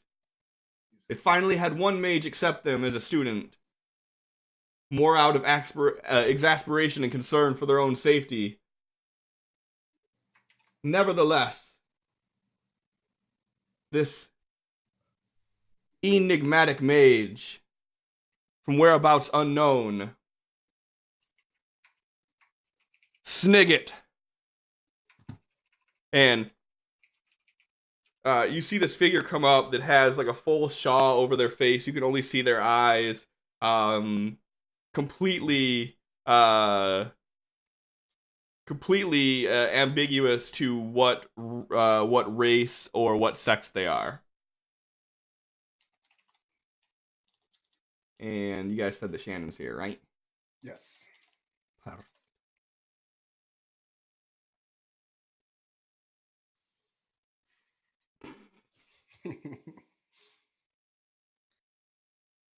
And to make sure that at least one mage wins today, we have another mage. 100% chance of a mage victory. And as this They both mage, lose. as this mage walks out, she kind of looks familiar to you, Vardrak. You see this blonde wood elf. The one that disappeared from my house. And for just a brief second, you're just like, could it be? Could it be? Nah. And through the roar of the crowd, you miss Zuminer announcing the name, so you don't know if it was or not.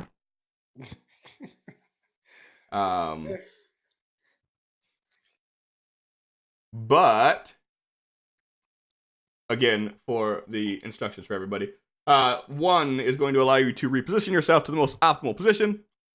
2 will be your primary attack. 3 will be your class move. Both mages, you have the ability to do a force push, which pushes the enemy back 15 feet. And you have option 4, which would be your potion, which you only have 1 of. So, don't waste it. I'm going to turn the timer off so you guys can bet on this a little bit longer. No, I'm not, because then you got to just wait till the end and bet. I know how you are. You'll know. I know how you are. So once this goes live for betting, you will do bet 0 will be for Snigget, and bet 1 will be for Nimrissa.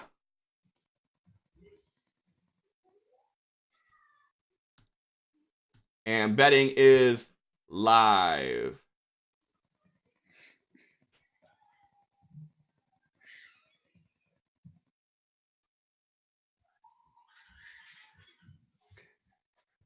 And Cliff Vardrek's going to lean over to Kylira and tell her, go to the end and make sure that there's carts of all sorts of beers and meads and everything coming out for people to purchase. Get these people drunk and spending.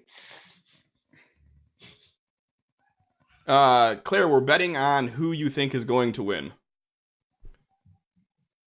So KD Skid 007, it is your move first. So you can do 1, 2, 3, or 4.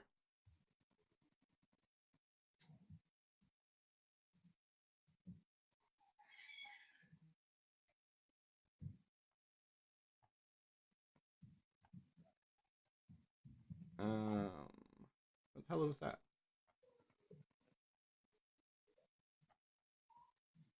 There we go. Okay. The stats are the same for both of them because they're both mages.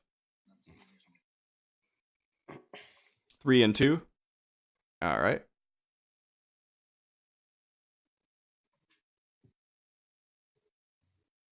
Oh, God. What kind of opener? Wow. So, Bet my socks. this completely mysterious robed figure just shoots both arms out, and you see the sleeves pull back like as they do, and puts this like force blast together. It pushes with both hands and crashes into the wood elf, knocking her back. As she as the robed figure follows up with another hand motion, you just see this eruption of flame. What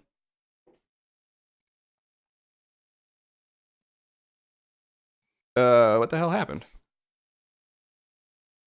Hold on. Hold, please. Hold, please. And the flame catches this wood elf right in the chest, and you immediately see the cloak that she was wearing catch fire, and she pats it out.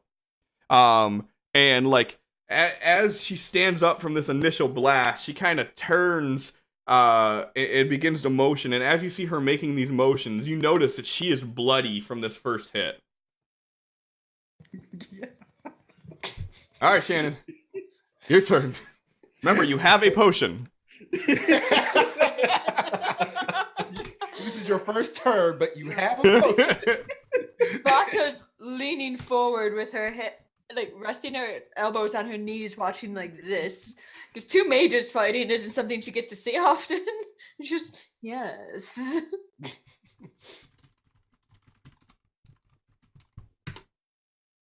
Four and 3? Okay.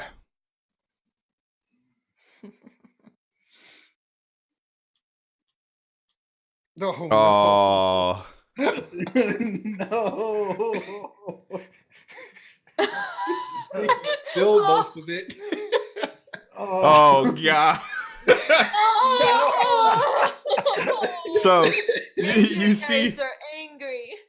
you see this wood elf pull out this health pod and like arm shaking, pops open the top and begins to sip some of it and throws it down out of frustration and shoots this blast forward. And the blast, you just see like this burst of wind like shoot past this robed mage, and the robe kind of just like poofs out, almost like embellishing it in this slow motion as this mage is just slowly walking forward towards her. Oh shit! I like this one. Vardrak looks at that man like, "You better run!" It's because Cliff is rolling for me. Don't blame me. Vakta's like elbowing Vardrak, like, this is good. This one's good. He's like, yes. Yeah. Oh my god. Also, I just So don't think as this other mage is walking slowly, like you see the cloak like bellow out for a second, and you see just one hand go up and make a motion like this, and as you do, you see this gust of wind shoot up, and it hits the wood elf and knocks her backwards into the crowd, and the crowd pushes her forward. And you see, with the same motion, closes her fist, and as she does, you see this ball of fire erupt. And they just maintain this fire on their fist as they slowly walk towards the wood elf. Oh my god. My god. The wood elf looking pretty damn bloodied right now, being pushed back from the crowd, and the crowd is just like, yeah. We've learned we live in a very bloodthirsty kingdom. We do. It's almost like you have a conquest paladin for a king. Worshipping Tiamat. Yeah, but Vakta's their queen. The assassin? Very compassionate assassin who like, keeps trying to like cover their asses. Yes. And Shannon, it is your turn.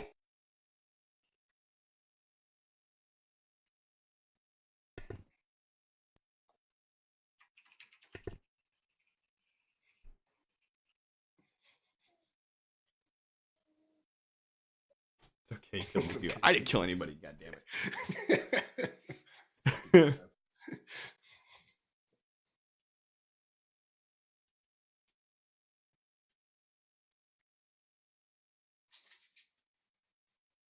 And after she gets pushed off of the crowd, she like throws this bolt of fire forward, and then she pushes at the same time, and you see that the mage that was walking forward gets pushed back, and then as she does, this fireball slams into the chest, and closes its fist for a second, and you see the flame get put out and smoke start bellowing out through the cracks of the fingers.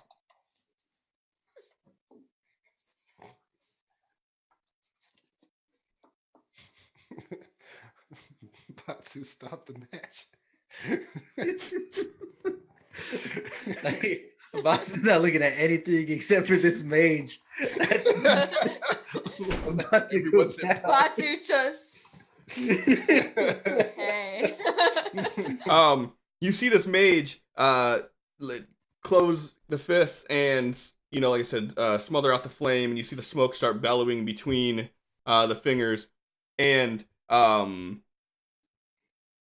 it like puts his hand up to his mouth and sucks in and pulls down the mask and blows out this smoke ring, and as the smoke ring hits this elf, it knocks her backwards into the crowd, like flips over the back of the ropes. And as she's standing back up and getting back into the ring, right up close, this other mage grabs her by the by the shirt and puts this handful of fire and just shoves it into her face. And you see like the flame go into her mouth, and you see her eyes light up for a second, and you see her eyes roll back and smoke just start coming out of her nose, and her body just drops. Yeah! Oh, I don't think that was even a competition. Oh my god. Vardrock is like excitedly patting Doctor's like, can we keep that one? I think we have to try to keep that one. And Batsu's like, you go to touch the body and it's like hot to the touch. Like her skin is like hot metal at this point. Batsu, he walks up to the body and he like positions himself and he kicks it over the face. And the crowd is just like backing away from it, like a failed crowd surfing attempt. And you see the body like fall into the circle of this crowd. They're like covering their mouths, like, oh. Stinky. Goes to the mage and raises her hand too. So for the winners, I've given you all oh wait, hey, I forgot to do this. We also have the bet. So anybody who bet 5-2 on Snigget. What a name. I love the name. And the bet master, all who bet on the mysterious Snigget, come collect your earnings. Yeah. Yeah. So everybody OOC, everybody who won, I've given you 100 Cliff coins. If you guys go to Stream Loots and sign up for an account there, I will give you a free pack of cards from Stream Loots, which is again not this week, but starting next week. You can use these to interact with the stream. And they all directly interact with the stream. So you can mess with the players. Sometimes you can give them the same thing. Sometimes you can put bad effects on them. All the way up to it's possible that you can do my job for me and take control of the game and introduce a huge plot point. So there's tons of possibilities with it. And I've seen the Gunther put Blaine in here somewhere. Now I just have to figure out where it's at. Holy shit. You guys are killing it in chat right now. Very, very active chat tonight. It's awesome. Looks like everyone's username is just the same as their Twitch name. That's easy for me. Boop, you have it. And okay, Jake did it too. Cool. And boop, you. Oh, hey, no. There you go. Now you have one as well. And you just log in with your stream with your Twitch account. Perfect. Makes it easy for me. So you got that. You guys got your 100 Cliff coins. And also, the thing that you also get for being Z-Wieners is your characters will be introduced into the city as actual characters, like as NPCs that will live here until I decide to blow up the town. Or until Vardrock makes an enemy with an archdemon or something. Again? Well, he didn't make the enemies this last time. He was just he just was just helping out his boys, you know. Well, so your character will be immortalized in the city as soon as next week, because I have no plans to do it tonight. And lastly, Bob or Melissa, someone type this as I'm typing it, or as I'm saying it, so I can read from another thing. So for the rest of the night, I have opened up all of the mini games for you guys to earn even more coins. You could do !dungeon, which will go on a dungeon excursion. I think there's more you have to do with it. You have to put dungeon and then how much you want to use, like how much money you want to put into it. And depending on how the battle goes, you get money back. You can duel other people within the chat by doing !PvP and then space their name, and then if they accept, you can fight them. If you want to fight more than one person at once because you're extra rowdy, you could do !Battle Royale, BATTLEROYALE, and that'll open up a slobber knocker for the whole crowd to be able to get into. And then if you guys are feeling particularly adventurous, you can do !boss. !boss cost 50 coins to go against this boss, but if you win, you earn a lot back. So all them things are the things that you could do right now. For the rest of the night, seems how we won't be doing any more of the gladiator battles. So yeah. Pop's actually typing out word for word. I just did the whole thing in a command list. Thank you. So all of those are active for the rest of the night, so please feel free to do that. And actually, I'm going to start off a dungeon right now. DUNGEON. And let's put some money on this one. How's it not working? What'd I do? You bunked it. What'd I do? It bored. Oh, that's why. Hold on. I put too much money. You can only do 2,500 max, apparently. So anybody else who wants to join in on this dungeon, do !dungeon, and you can join as well. I don't know if you have to put money into it. You may have to put money. I don't think so. You might not have to. I don't know, but you may have to. I haven't done this in a long time. Yeah, Gunther, no spaces with any of the commands. Yeah, you have to put money afterwards. So, sorry guys, you have to do money. Do !coins, and you can see how many coins you have. You could bet anywhere from, or you could place anywhere from 1 to 2,500 coins on this, and depending on what you do, you will get a larger portion back. So there's that. So okay. And whoever is redeeming cards on Streamloots, we're not doing that tonight. We're gonna be doing it starting next week. But I will keep these on here, and I will actually when were these done? This is tonight. I can give you your 10 Cliff coins tonight. I guess that's easy enough since how it's already here.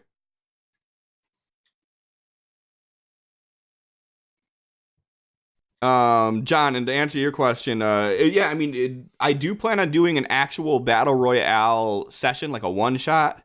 Anybody that's here tonight, if you guys want to,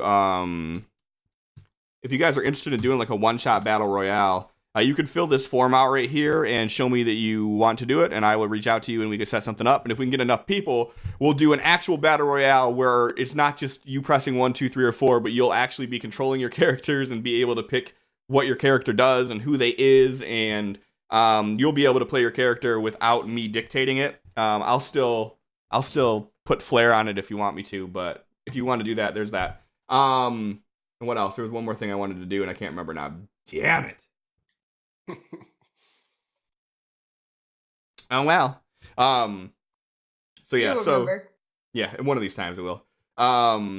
So Batsu, as you kick this body out and it goes into the crowd, Vardrak, you hear this guard running up from behind, and he's just going, attention, attention, attention, and he's like cutting his way through the crowd, and he's like, Vardrak, the Queen of Durian has made it here. She's at the south entrance to the city. Excellent. He looks at Vakta. You ready? I suppose. What? Didn't expect her to actually show up. Why wouldn't she? I invited her. That's why I didn't expect her to actually show up. I don't get it. Anyways, let's go. And remember, she's on our land. Be more queenly than she is. Because I have so much experience being queenly. Yes, you're doing great.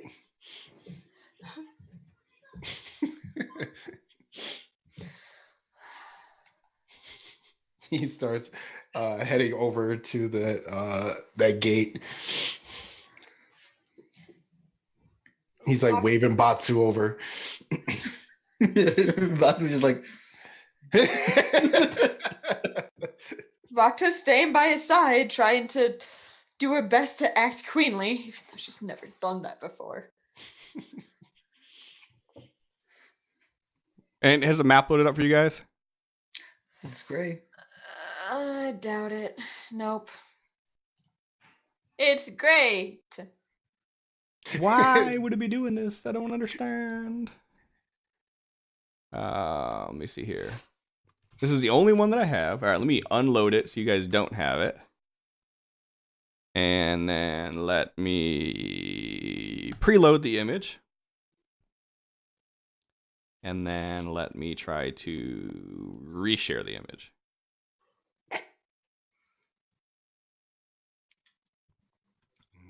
Who wants to tell him?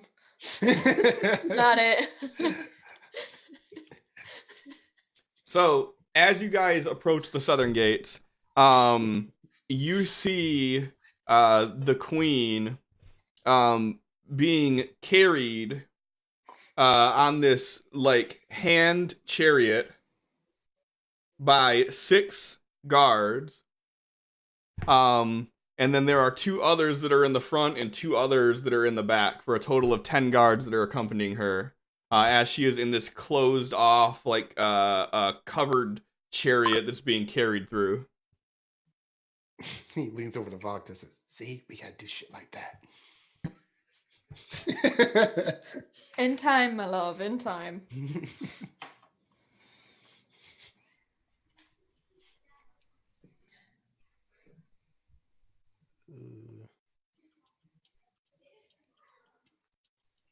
Come on, map. Come on, map. You can do it. Is it loading slow or is it just not doing anything? Not doing anything. No. This is great. It's just gonna stay gray then, because fuck it. We'll worry about it if you guys start a fight. Nope. No. Okay. Damn it. So they walk her just beyond the gates, and they set her down, and they all fan out, and there's like 5 on either side of her in like this semicircle, and then she stands up and she's in the middle of them.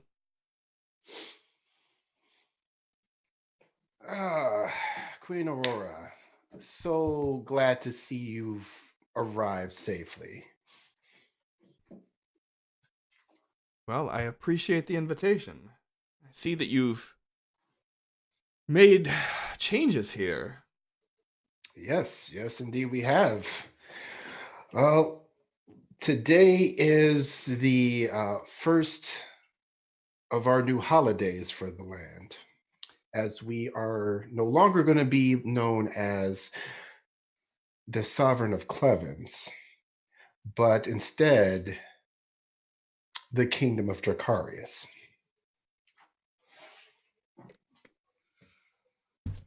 Sounds like it has a ring of a draconic ancestry. Oh, indeed. I named it after the first city that Tiamat founded in the good book.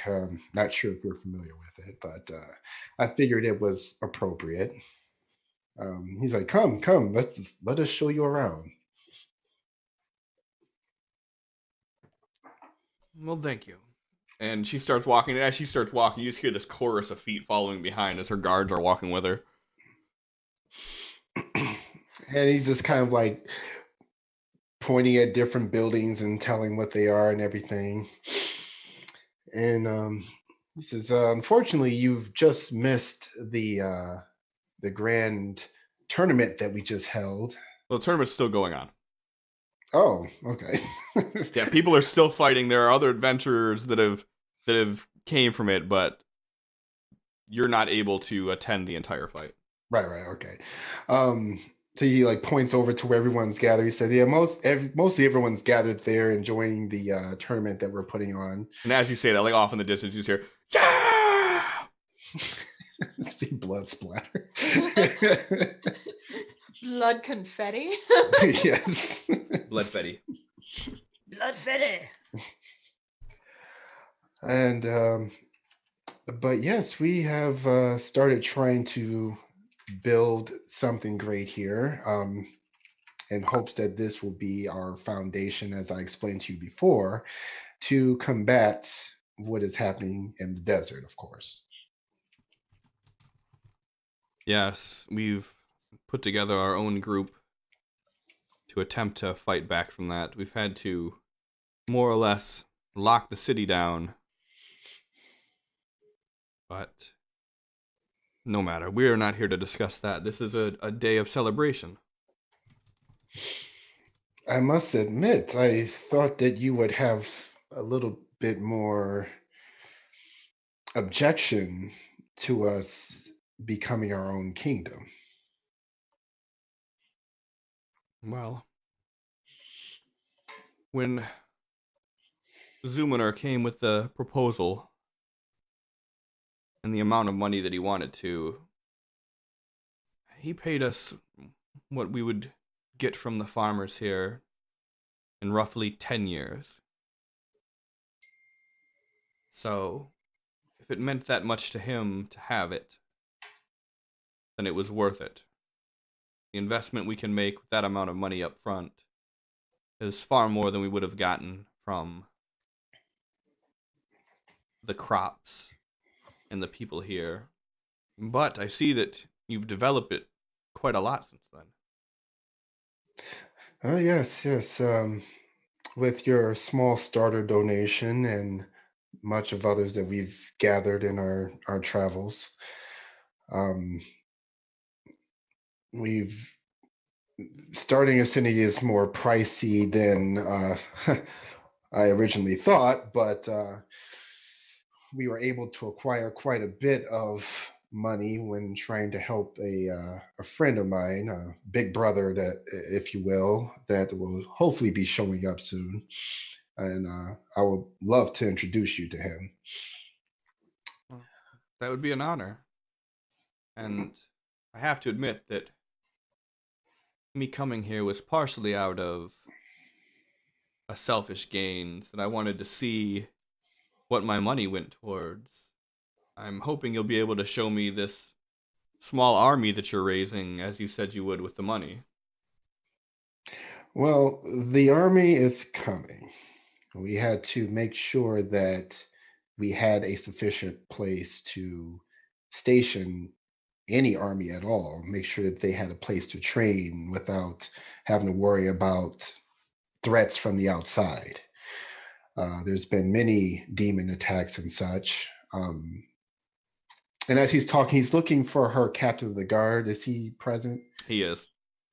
He says, "This is your new captain here. He has far more honor than your previous one that I met. He, thanks to his assistance, I was able to save my queen here. Unfortunately, we lost one of our companions.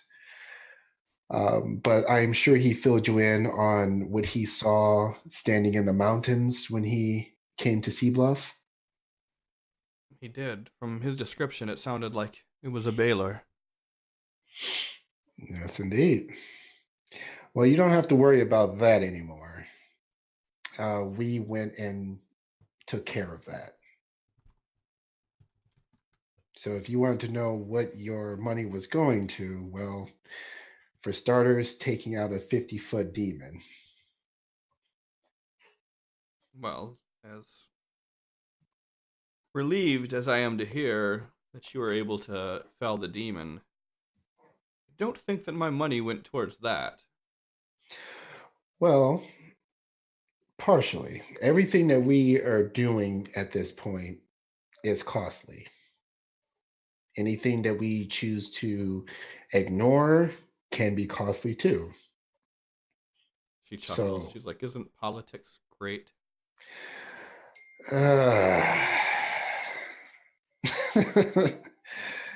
I guess that's one way of putting it. I have a man that mostly takes care of that stuff for me.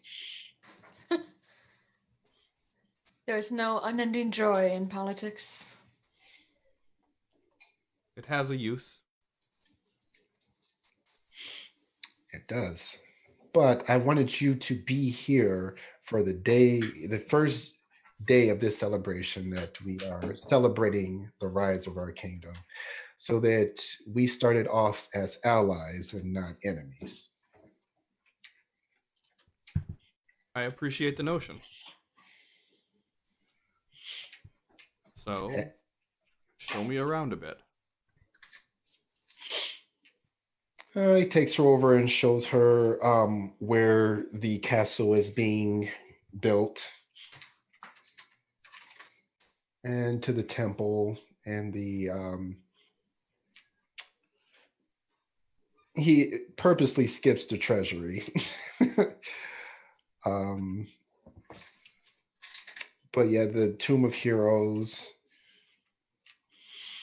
and finally the inn where they stop and see if he's gonna open the door and would you care to get something to eat? The chef mage from Durian was kind enough to come by invitation as well, and he is amazing, as I'm sure you know.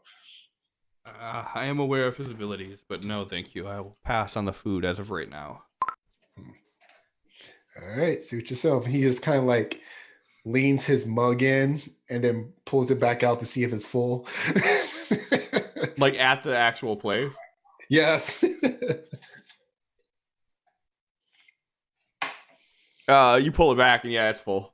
It's like, yes. And then he continues.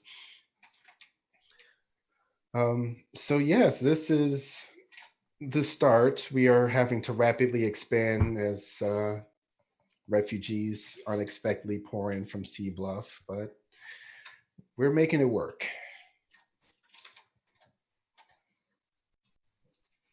And hoping to convince you of some further donations, as we discussed before. As you see that I'm not wasting the 20 platinum that you gave me the first time. And she kind of just gives you this like grin. Ah, so the business proposition comes to surface. Wars are costly. As our allies. Indeed. But as I said, if we're on the front lines, your people are safe. It's if we fall that you have to be concerned. Give me a persuasion check. Factor want to assist? I can try to assist. Yeah. So, how are you assisting? What are you interjecting into the conversation with? All right, trying to think of how the conversation went so I can word this right. Wars are costly, so are allies. Man, I don't know. I am not clever.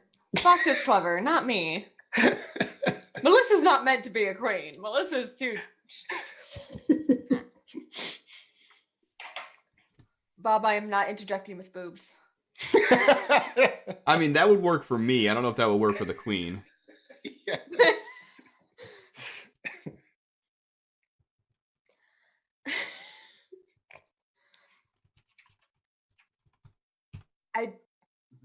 I don't know. I'm not clever. I mean, you don't gotta tell me verbatim what you would do. Or just paraphrase. Like what or you don't have to paraphrase. Just give me like the idea of what you were trying to do.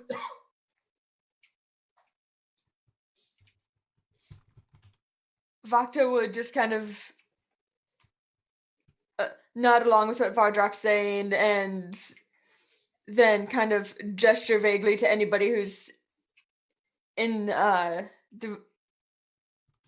view of the inn, and just, we have clearly a lot of families to care for that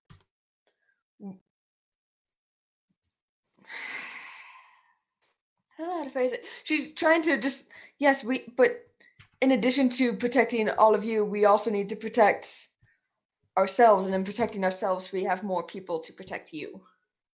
Like, if we're on the front lines, this is...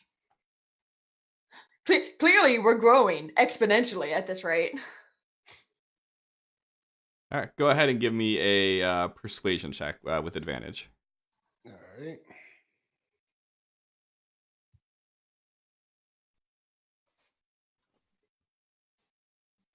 can't.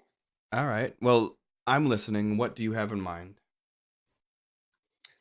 Same as before. We need some real money flowing through here so that we can make sure that the refugees from Sea Bluff are taken care of.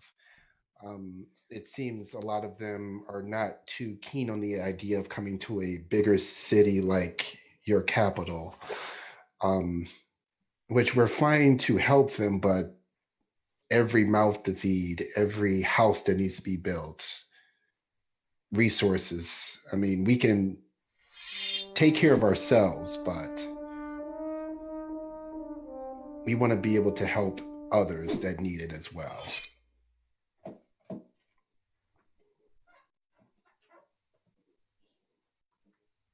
And how much money were you thinking would be needed to cover this cost?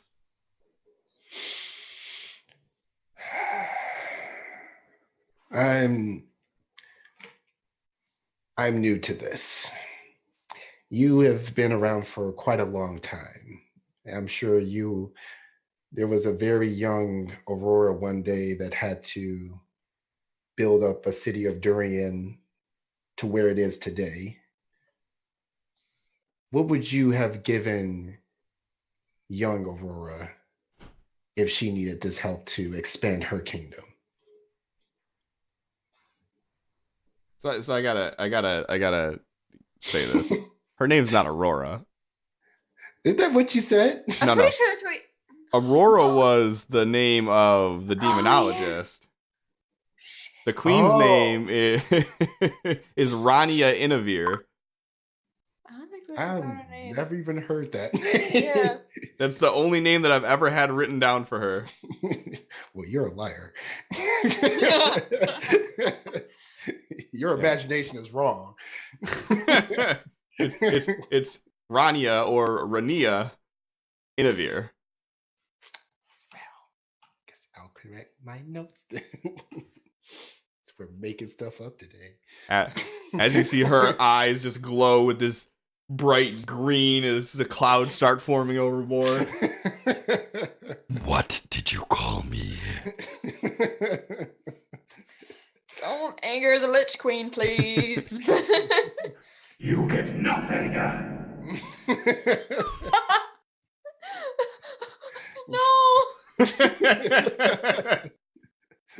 Just out of curiosity, what is Batsu doing during this whole event? He was handing off the arena to Dante, and as they went to go greet the queen, he went to go to the basement, grab his jacket, something that looked more formal than being shirtless, and was gonna go and meet up with them in his wood elf form. Okay.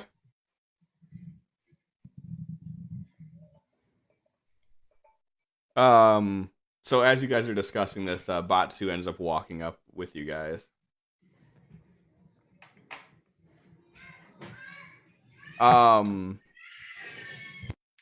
Well, as far as what I would do, I would begin bolstering numbers. I don't know how many people you have here, but I don't think that you have enough homes to support too much bigger of a growing area. But your space is also limited. So, what do you have in mind for your plans for this city? Do need more space and more land to grow. We've talked it over with our best carpenters and those who have experience with building up cities, and even they agree we need more space for even just the refugees here. We currently can't expand.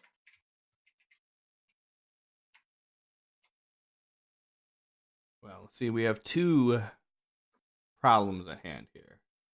One, you are asking me for money. But two, you are out of land for your sovereignty. So for your city to get bigger, you need to move further into my land. So do you want money or do you want land? Is there anything pressing you're doing with the land that is being used? Other than the fact that it's where the majority of the wood from the capital comes from, it's the majority of the food that our hunters gather from, the fruits, and all the local resources that we use in the city, plus that we export out. Other than that, no, there's nothing that I'm doing with it. We would be expanding north with anything that we do, if anything. So we'd use the trees there in the area that you're not using. We don't want to go further south and encroach more upon Durian. That is not the idea. So, how much land are you looking for? Well,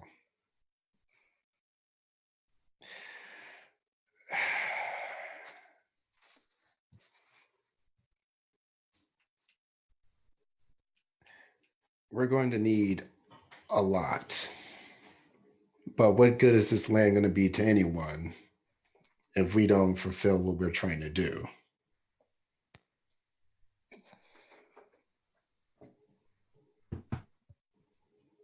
If this were under normal circumstances, we would be having a very different conversation right now. But what I'm looking for is not to be hassled as we expand, so we can take care of the people who we can then use for their skills. And as more adventurers come in, what is taking place in the fighting pit, that's just a small portion of the people that have arrived to answer the call to help in the coming war. And you have fine royal guard, and your town guard are sufficient for town guard needs. But you don't have an army.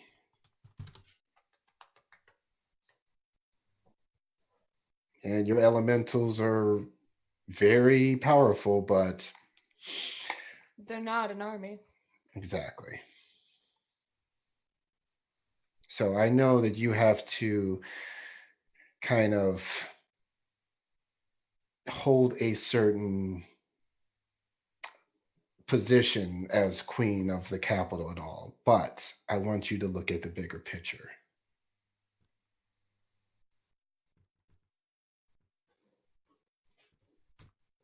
I'm still waiting to hear the sales pitch, though. You have told me the vagueness of what you want, but I'm asking you for specifics. How much land do you need? Well, I mean, this land area is going to basically be shared with my big brother anyway. So whether you let him have it or not, he's going to take it. So now this is sounding like a threat. Not a threat. But when I say my big brother, I mean the dragon that helped us in defeating the Balor.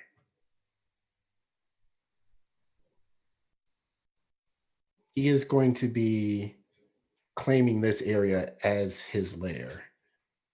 And when he arrives, you can feel free and tell him you're the queen and everything, but royalty to a dragon doesn't mean anything.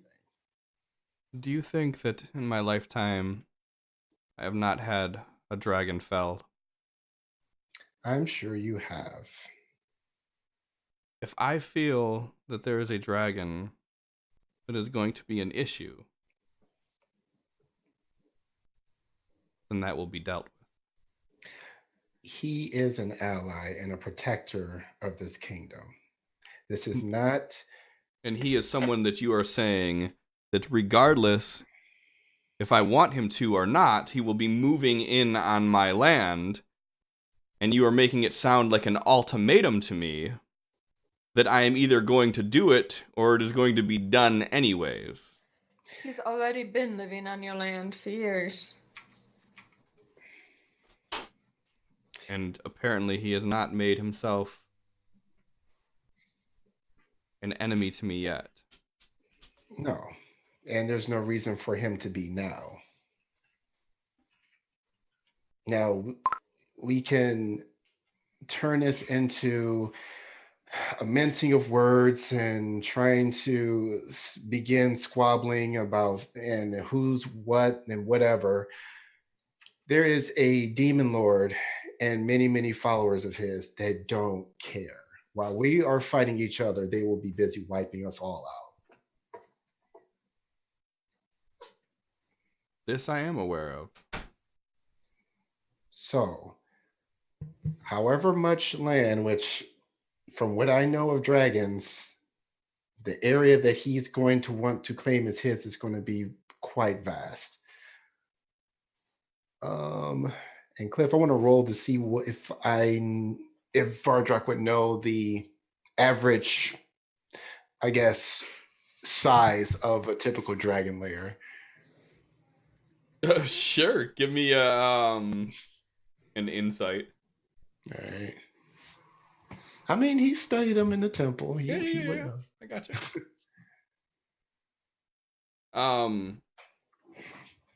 So you know that the actual layer itself is completely preferential for each dragon, how much space they want, but the amount of land that they typically claim is typically between 2 and 5 mile radius.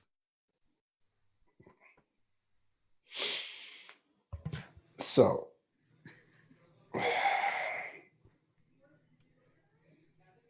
tell you what, and the current kingdom was that 185. That from?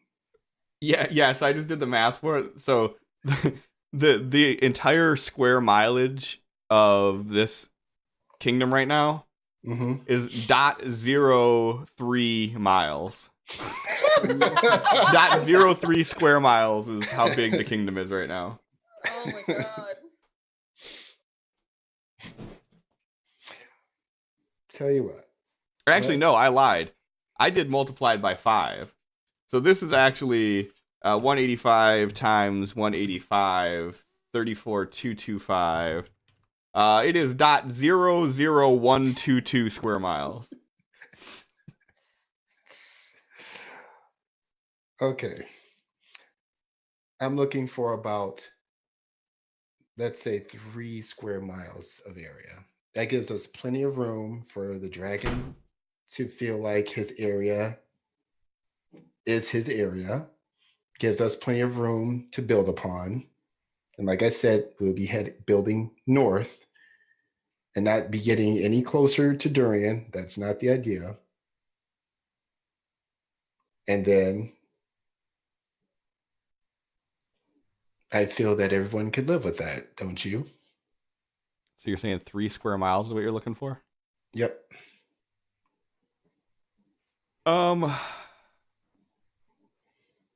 Go ahead and give me just a solid charisma check. Okay. Batsu steps forward and like hesitantly is like, "Can I say something?" I look at Barda. Can I say something? And he's, by all means. Sea Bluff. I come from Sea Bluff. We were once, or still are, your people. Am I right? We have been living here. These people have put up everything for us, and a lot of us still call Durian our main capital, but we have been welcomed here.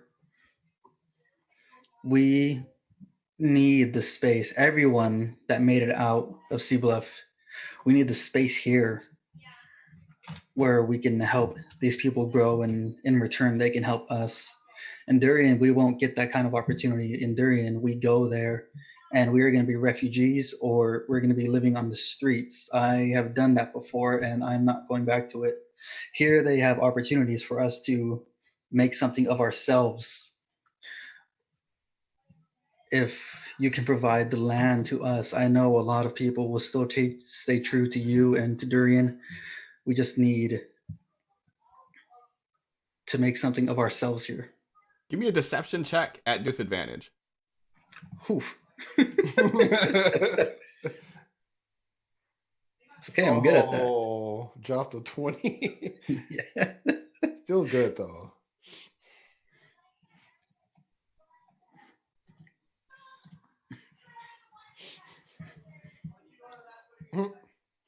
Well,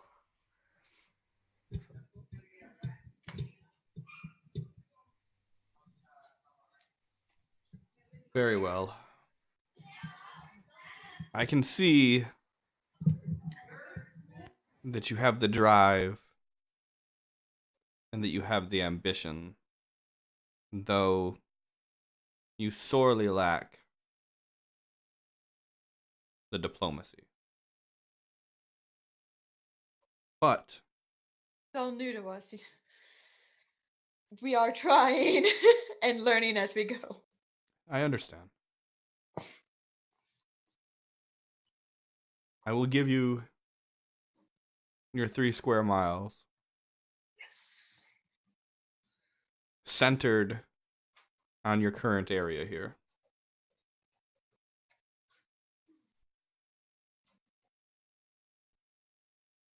But if I catch any word that you are making any plans against Durian, if I hear any word that the dragon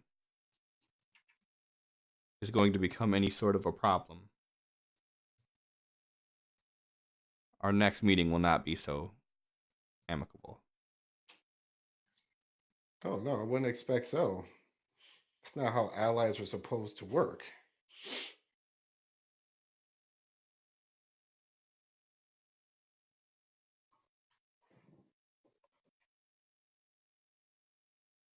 I think I'll take you up on that drink now. Haha, knew you would. He goes over. I don't know how this is gonna.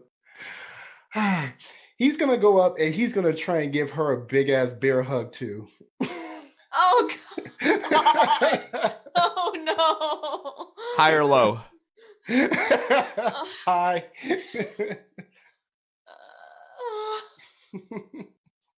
As soon as you start walking close, you have 5 guards in front of you with weapons out and 5 guards behind you. It's like, oh, come on. We're allies now. Not everybody wants a hug, Vardrock. I'll settle for just the drink if you don't mind. Oh, fine. He like pushes past the guards and starts heading to the inn.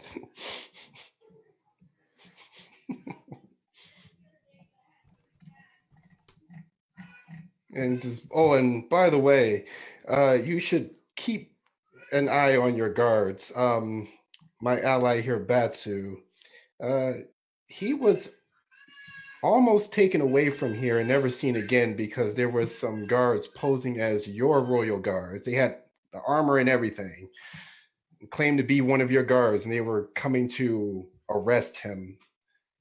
And they were not your guards. But they got that armor from somewhere, so just so you know. Ah, so he must be the changeling that I heard about. As soon as he says Batsu, he like starts rubbing his head and he drops his without. You gotta remember, Vardrock, when he's a wood elf, he's myth. Oh, yes. Well, he leans over to the queen. He's like, he normally doesn't show his real face. Gives a thumbs up to Batsu. And she kind of looks at him for a second and looks at you, and she said, he's still not. What? And she walks inside the tavern. Oh. Let's go get that drink. Roger puts a hand on his shoulder. Doctor just has this like almost angry grin. We will talk later. Not now. He's like, yes, later we will talk. He's like patting your shoulder really hard. Each pat, he's like, yeah. He's gonna go ahead and walk into the end.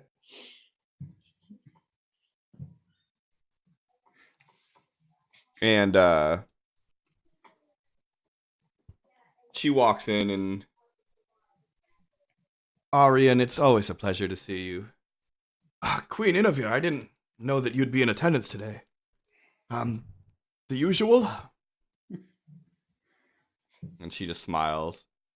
And he goes over and he grabs this fine goblet and he hands it to her.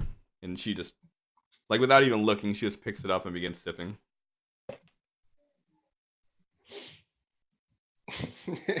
Vardrak like starts thinking of whatever she's like he thinks she might be drinking, and he like does the same thing. You're not gonna like it. If it's good enough for her, it's good enough for me. I'm waiting for it to be blood. So he just kind of shrugs and he slides a goblet over to you. He picks it up and then starts drinking.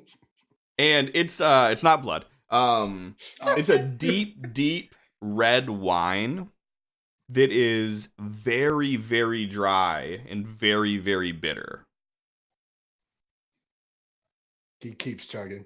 Yeah, and you definitely do not like it though. His eyebrows twitching, but he's like powering.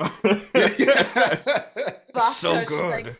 Factor's like, I will have glass, please, if you don't mind. Wine. Got some mug, and he's in the corner just downing one after the other right now. Looking forward to our talk that much, huh?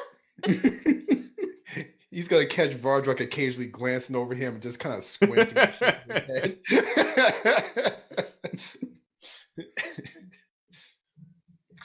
So, Vardrak, tell me, what is the meaning behind the celebration? We've become a kingdom. This is a huge accomplishment here. Like from this is the foundation. This is the start. This is the day I have been waiting for a long time. As people pour in here, answering the call for battle, we can train them up, make sure they have the tools they need, make sure they are battle ready to face this threat head on. Because I'm sure that you even can admit you are grossly overwhelmed by what is waiting for us. For what we have now, we are equipped well enough. But for what may to come, that could be another story. If the word of Orcus is true, as soon as he finds a way to cross through that threshold, we're going to have bigger problems than Amethil has ever seen. Well, I'm trying to ensure that that doesn't happen. Now, we have acquired a ship. And last time we met, you mentioned Mount Celestial. We just need to know how to get there. She kind of grins. You don't. Mount Celestial's not a place you can just go to. The people who come and go from there are chosen. There's no ship that you can sail. It's not even on the material plane.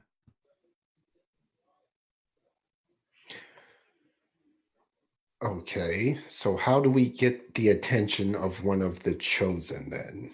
Because we need to get their asses here, and we need them here now. Well, typically, you get their attention by either being a divine or a demon. One way or another, you'll get their attention. We've had plenty of demons and no sign of them.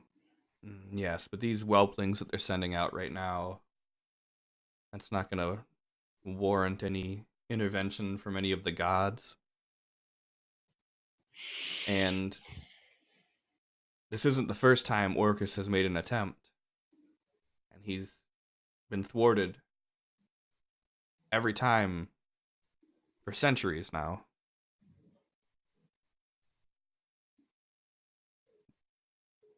We may never see intervention. And hell, maybe they'll never send anybody at all. Maybe the gods want to see us suffer. And Batsu, like, putting a glass down, says, like, not even looking at him, still in the corner, what about the ASMR? Don't the angels pick them for a reason? Well, yeah. They are typically of some sort of divine blood, but any ASMR that you see here on the material plane, they've either been cast out or forsaken. Their connection is ethereal at best.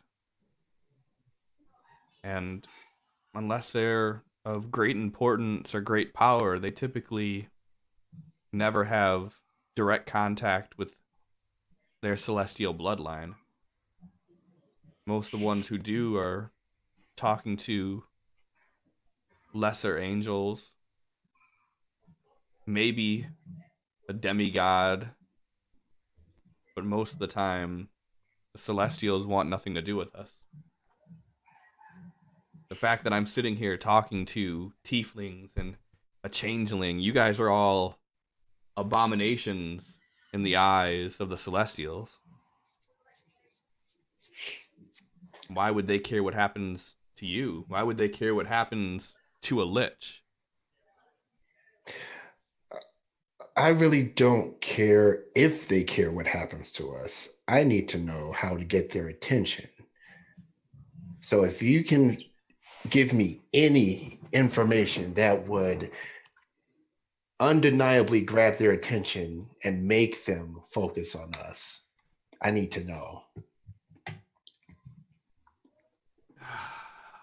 I've heard stories of desecrating temples, causing divine intervention. I've heard stories of people making deals with devils that have required divine intervention. I've heard of mystics of great powers with the ability to speak to the divines.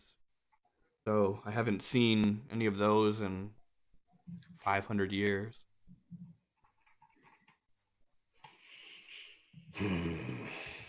But what I do know is whatever you plan on doing needs to be done quickly.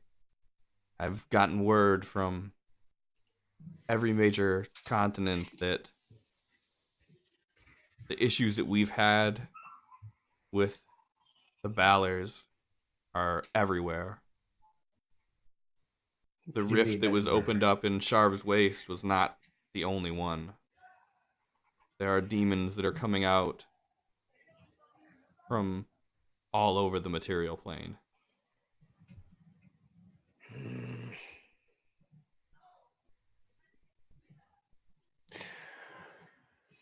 So we have Balor's popping out everywhere, and that's not big enough to get the Celestials' attention. Nope. Balor's. You've already proven they can be fell.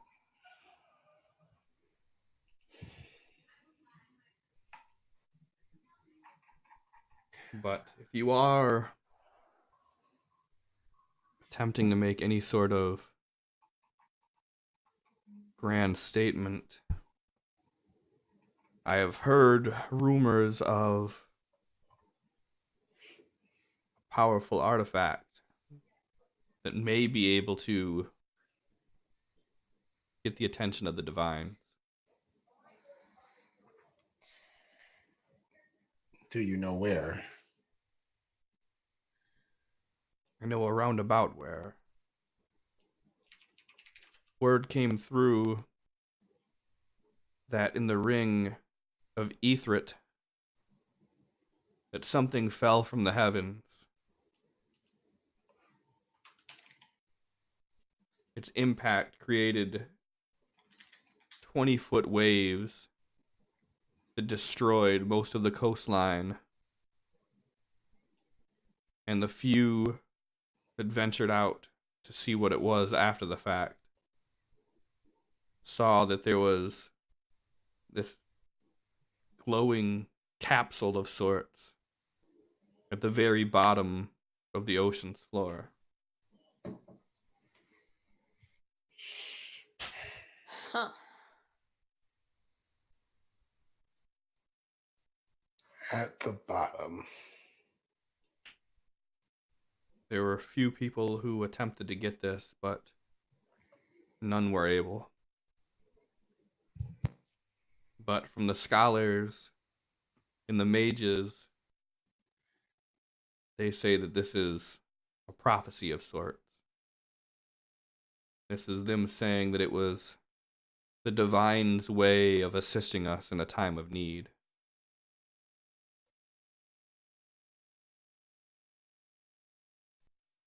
Well, I don't care what that prophecy says. If that's our best lead, then I'm going to have to go for it.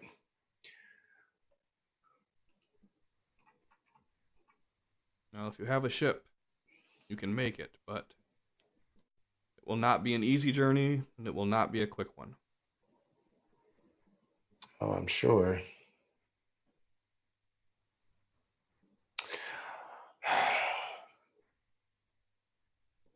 The man that was in Durian some 3 years ago, Elder Thelis, he had a few meetings with you, did he not?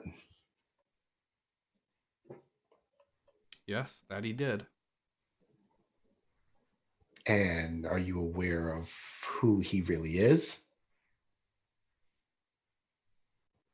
He did not hide who he was to me. What did he wish to gain from meeting with you? He offered protection over the city so long as I allowed his justice makers to take hold in the temple. And it was less of a proposition and more of a statement of power. And now that they have all gone, what of your deal? The deal left when they did. But the city is still doing just fine. We have the mages assisting us on defense. We have bolstered our guard numbers.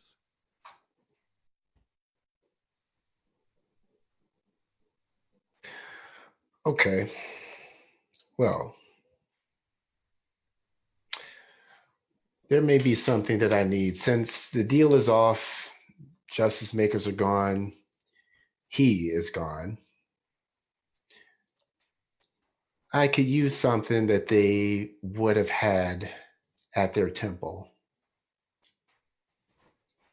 Do you care what happens to that temple now that it's abandoned? Well, it's not abandoned. My people are still using it for worship. Oh, they can worship anywhere. And you did mention desecrating a temple in order to get the attention of Celestials, did you not? Rock. What? Don't think I like where this conversation is heading. I don't think we want to try what you're planning. Okay, fine. I'll take it another direction then. There is something that would be underneath their temple that would be useless now that they've abandoned their post, that would be greatly valued to us as we try to acquire some dragon bones that we need to reestablish the connection with our god. I think I understand where you're going with this, but I don't think you're going to find what you're looking for there. Why not? The temple in Durian was not built on the remains of a dragon. The connection that they had was from Behemoth himself. Even when he's not present? Even when he's not present, he was there.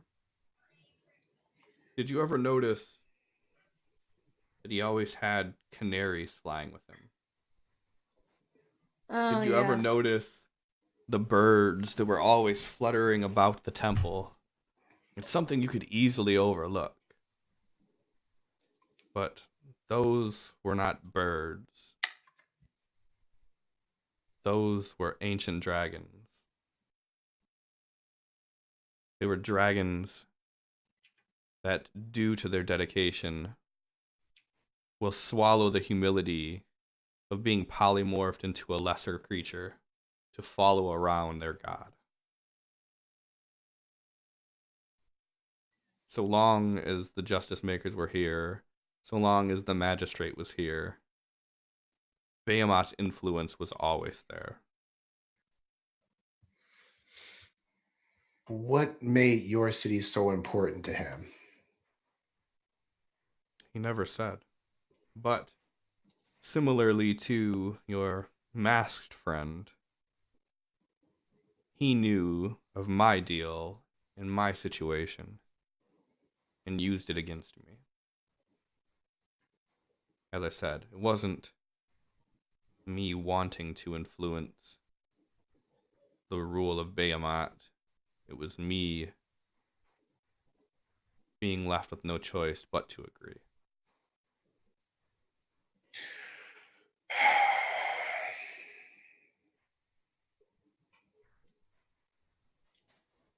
I understand feeling powerless. I think that's something we can all relate to.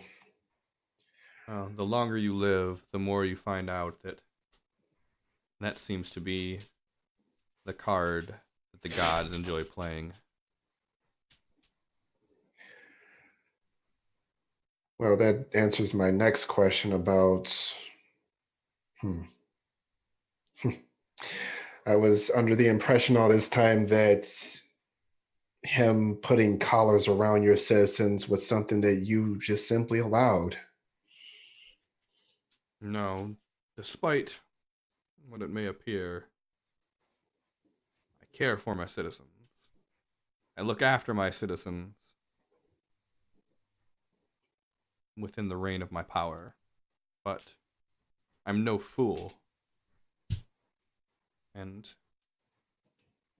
right, wrong, or indifferent, if a god is in your presence requesting you to do something, you do it. Yeah, he requested a few things of me. I tried to hit with my hammer. Well, you're lucky to be here Yeah. talking now. I tried to kill him too. In return, he almost killed me, but I did kind of scream "fuck Bahamut" at him. Didn't know who he was, but that happened. Well, Both of you are lucky to be alive, but luckily for you, Behemoth doesn't typically like to get his hands dirty when it comes to mortals. And then we must have really got underneath his skin. Yeah, I really take want to that. high five Bartok, but I'm not gonna. Later. Rejoice in that small victory and thank your God that he didn't. Well, that is why I do what I do, because my God is the enemy of that one. And now that I have this new information, it sounds like we were more on the same side as the enemy of my enemy than I thought. Well, when it comes to demons attempting to overtake the material plane, that's one of the few things that Tiamat and Behemoth agree on.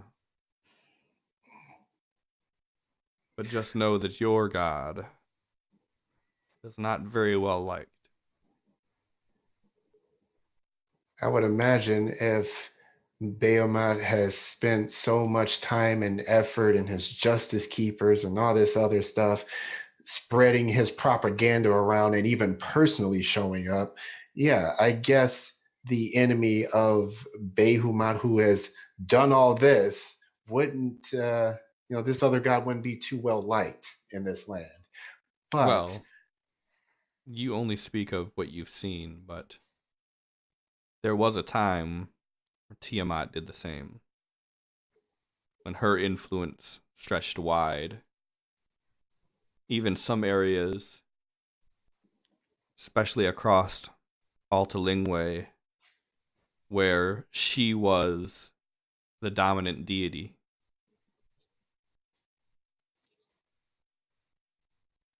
People would have said the same thing about her. But even then, she was not liked. Look. She can be a harsh god because this is a harsh world. We cannot be weak in a place like this. The weak die, the strong survive, and that is what she teaches. And if these little weakling Behemoth followers can't understand that, that's not my problem. Oh, how blind the faithful are. I'm not here to debate religious philosophy or to tell you that your God is wrong and their God is right, or their God is wrong and your God is right. All I care about are the events that are happening here. What the gods choose to abuse their power on is of none of my concern. You're right. Just speaking ill against Tiamat kind of gets to me. The sign of the devout. But you see how happy our people are here and what we're trying to do. Like while everyone's running the other way, we're standing here saying we're going to fight this head on. While Tiamat, we need to get connection with her again, and we need to get Dragon Bones to do so.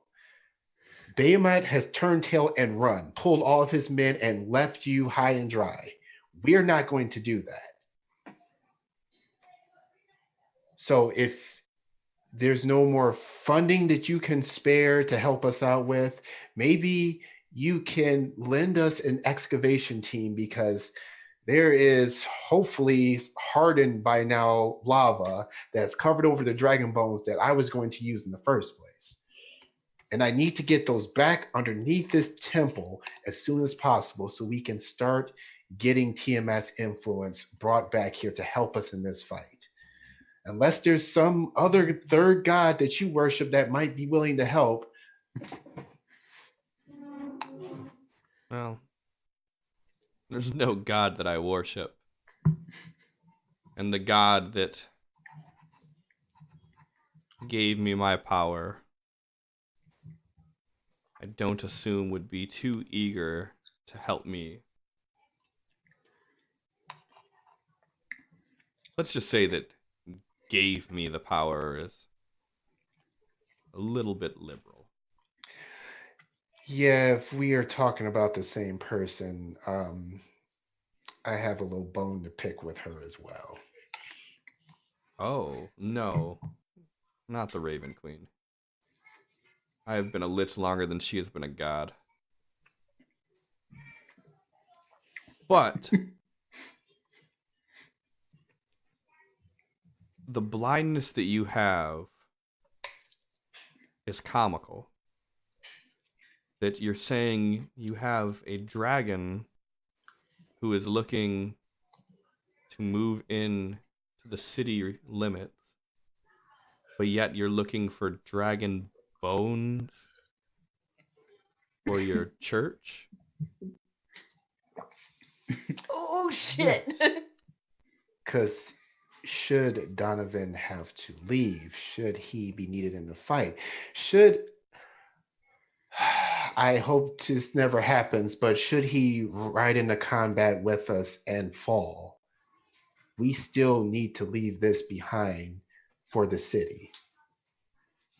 Hopefully, So why wouldn't you worry about the bones if he falls? You could use his bones.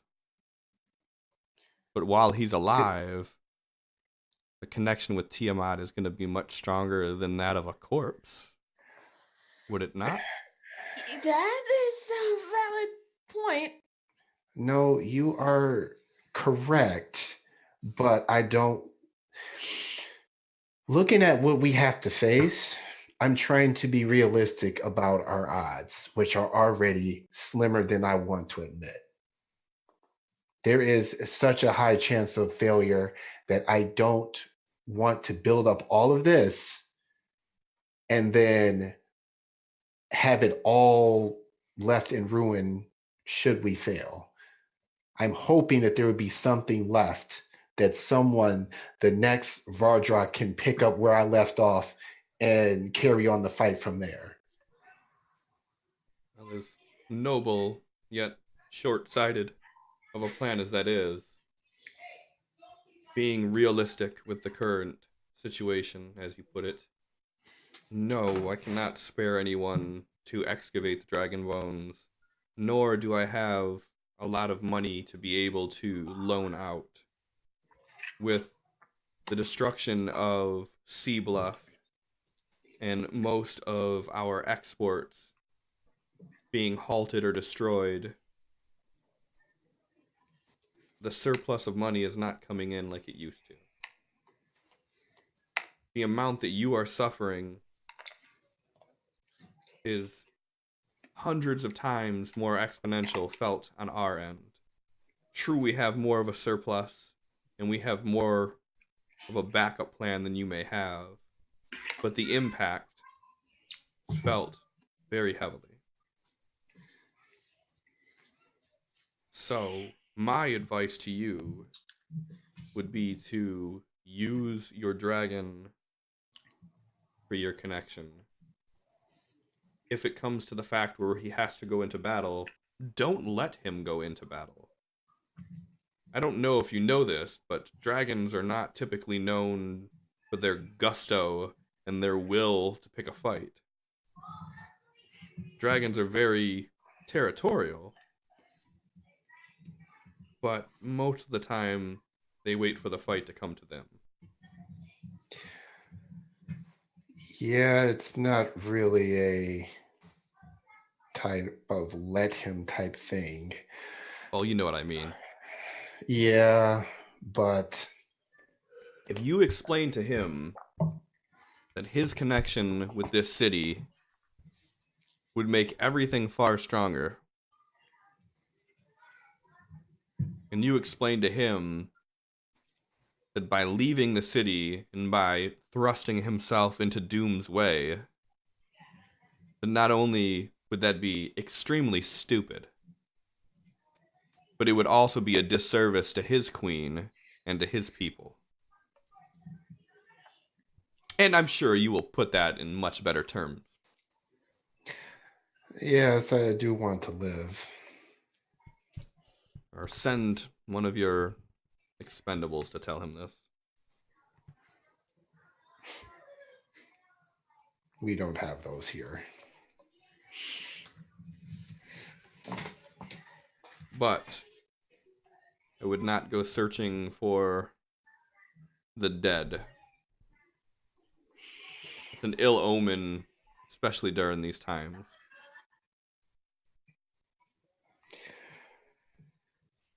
Fair enough. But use him for your connection. Seek out the artifact in Ethrit.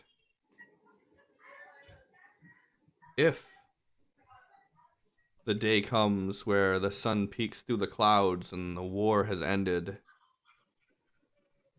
visit Alta Lingwe. Learn the history of your god. And I don't mean the history that you think you know from your books, from what was taught to you in your churches, but learn the true history. As every god has their faults, every god has their strengths. And she takes a big sip of her drink. And every god will eventually turn their back on their own people. You may not think it's true, but I have seen it countless times.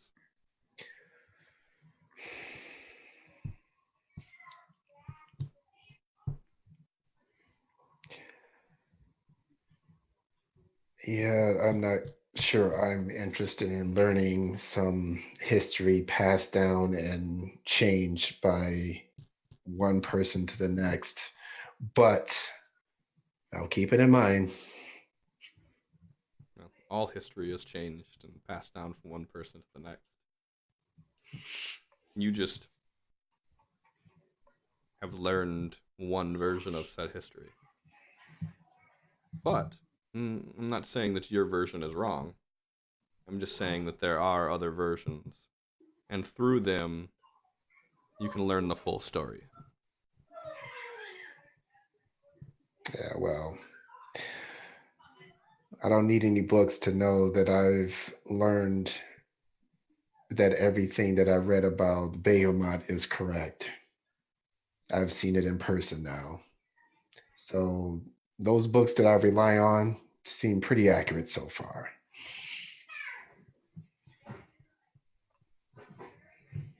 And like as he's saying all this, she's just looking past him to you, Vakta. Vakta is staring into her wine and not looking up.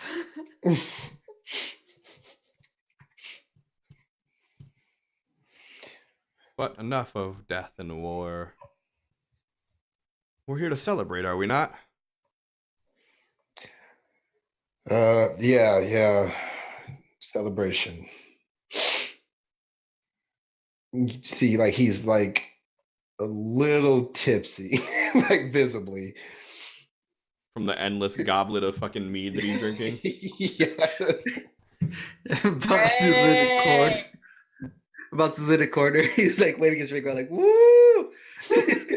Let's get back to the party. Well, Vakta's sitting there still holding her drinking. wine glass, and the look she's giving the queen now is just, I'm so sorry. Like she just looks so done with the situation. have you been drinking it at all, or are you just looking into it? Sip occasionally, but not Vakta's usual drink. Like she's been listening and paying attention and just kind of like, fuck, what have we got ourselves into? Like she's having like existential crisis inside. Vardrock and Batsu, go ahead and give me Constitution saves. Got you. Oh shit. I might be fine. Wait, did mine not pop up there? Yours No. does not pop up. Oh. I get a +5 because I'm next to Vardrag. Well, That should have been wait. No, that's where it should have been. You guys are Well. both pretty drunk. Funny, I don't feel drunk. You're drunk, God.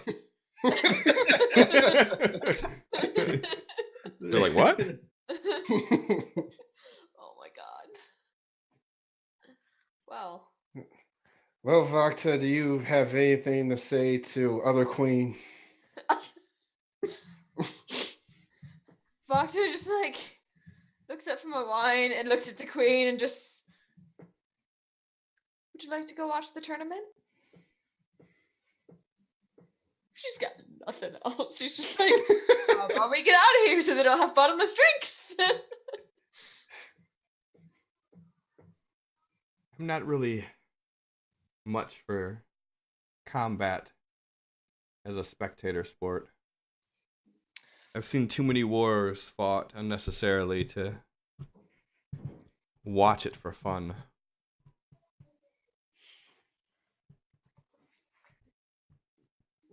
Well, I mean, you really should.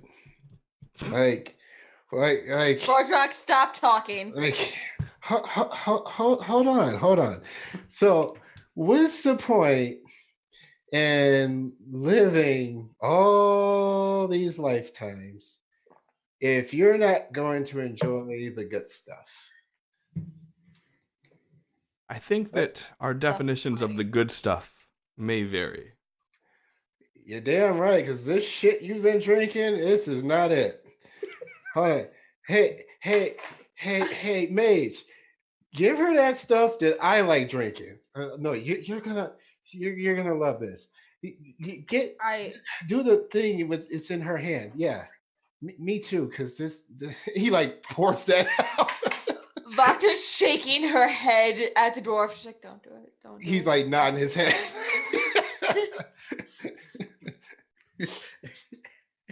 Melissa, high or low? Low.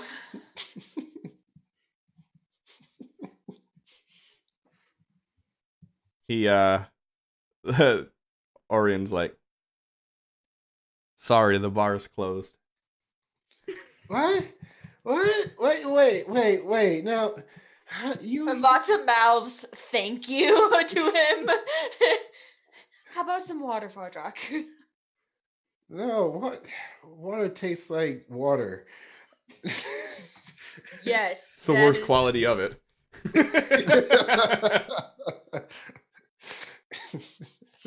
Batsu turns into a dwarf, and then the dwarf, he looks over. You're gonna cut off a fellow dwarf? See? Like, cut the shite. He storms out in his little dwarf form. Angry little dwarf walking out. Oh my god. Well, come on. Like, at least come and say hi to the people. They don't even know that you're here. They haven't seen you. They've been enjoying the fights. That sounds like an idea. All right. He stands up and like wobbles a little bit and catches himself.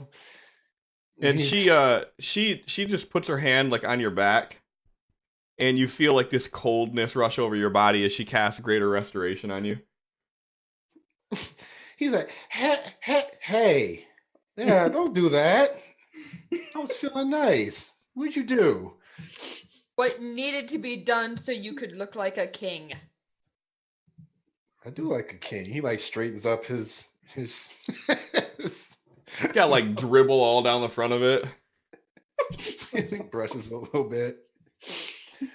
Outside, Batsu's like, the top half is a changeling, and he's trying to shake the dwarf out of his legs.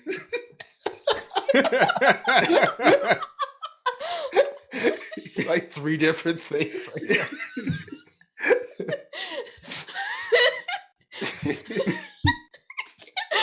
I just pictured him sneezing and suddenly there's a wood-elf head on a change's like body. I can't. Every time he hiccups, it's something different. Donkey ears and fucking hooves.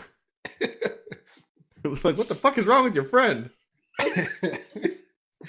Everything's normal, but he has a big dwarf ass right now.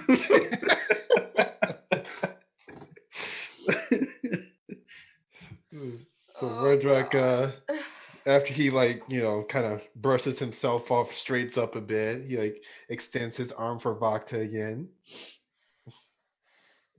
She sighs and takes his arm. He extends the other one for the other queen. She locks arms with you, and as she does, you hear her whisper something, and you see your shirt, all of the dribble on it and the wrinkles and everything just flatten out. She's like, huh, that's handy. He starts leading them out to the fighting ring again. You hear Batsu fall over. He's like, I'll be there right now. Hold on. He gets back. I'll be there right now. What the hell are you doing? Handle this.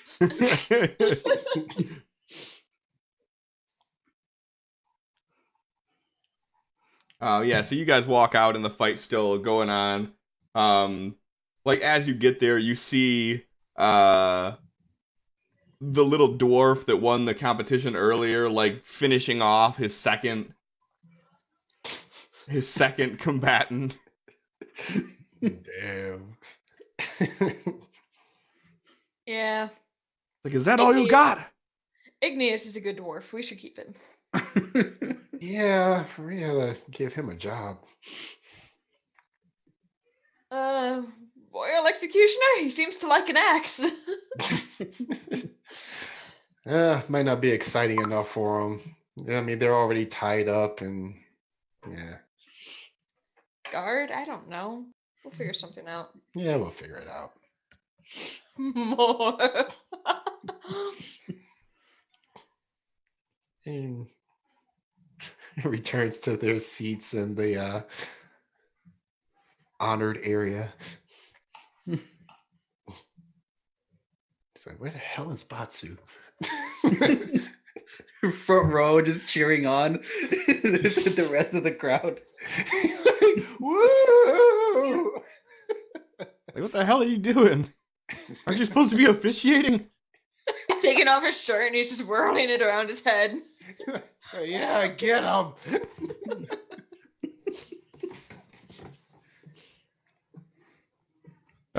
So you guys go to you guys all sit down, and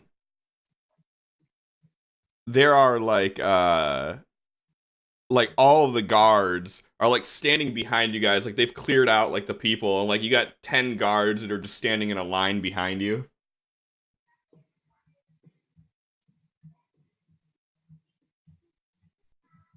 And where the fuck is he at? There are so many things on here right now. Oh my god. All right, and back over here.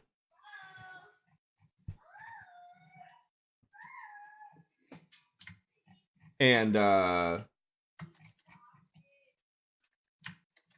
when Zoomer sees you walk up, is there anything that you wanted to say? Oh, did we miss it all? Oh no, there's still more. This dwarf's hunger for battle is insatiable. I like it. Beginning of our army right there.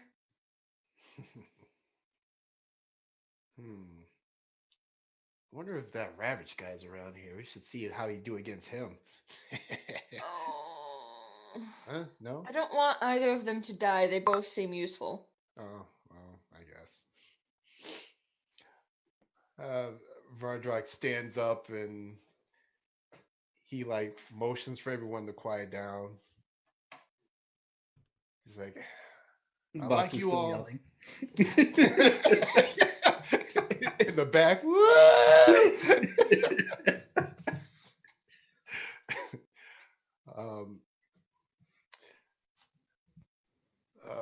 residents of Dracarius, I'd like you to give a warm welcome to our honored guest, the Queen of Durian.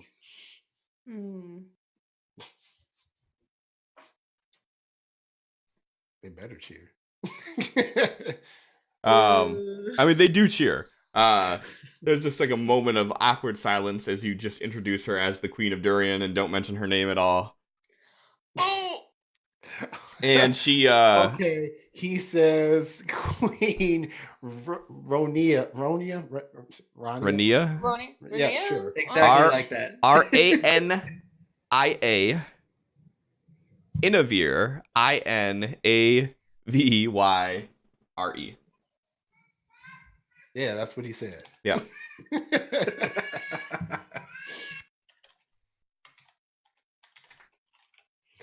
And I'd like to thank everyone in attendance, both residents and newcomers, for attending this joyous day of the first annual Frostguard Festival. And may there be many more for years to come. And he holds up a mug. And then he starts downing it. And says, carry on with the fights. And everybody's like, everybody's just fucking drunk at this point.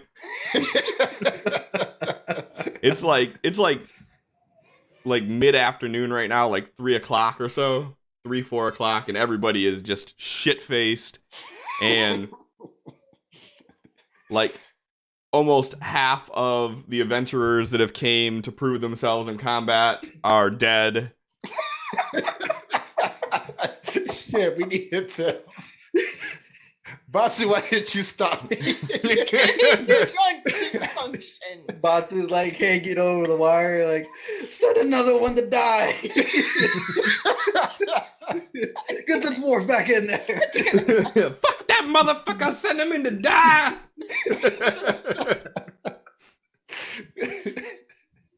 I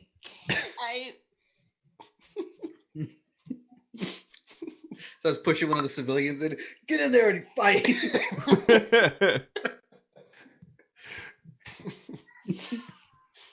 more demonic than I am, and I'm a tiefling. Yeah, let's hear it for that guy. Woo! The dwarf? His name's Igneous. No, the guy that just got pushed into the ring. He wasn't even signed up for combat. He's just some commoner.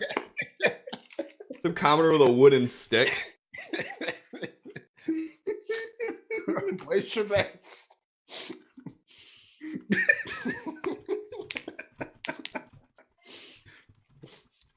This is fine.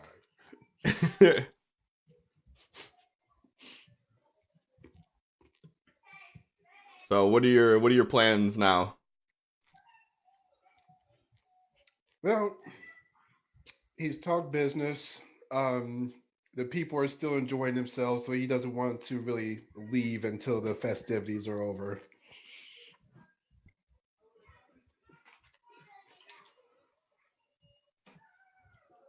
And then when it looks like things are dying down, whether through people passing out or whatnot, yeah, and he's going to definitely want to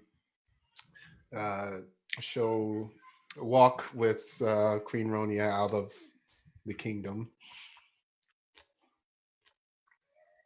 Yeah, so you guys are still there watching the fights go out, and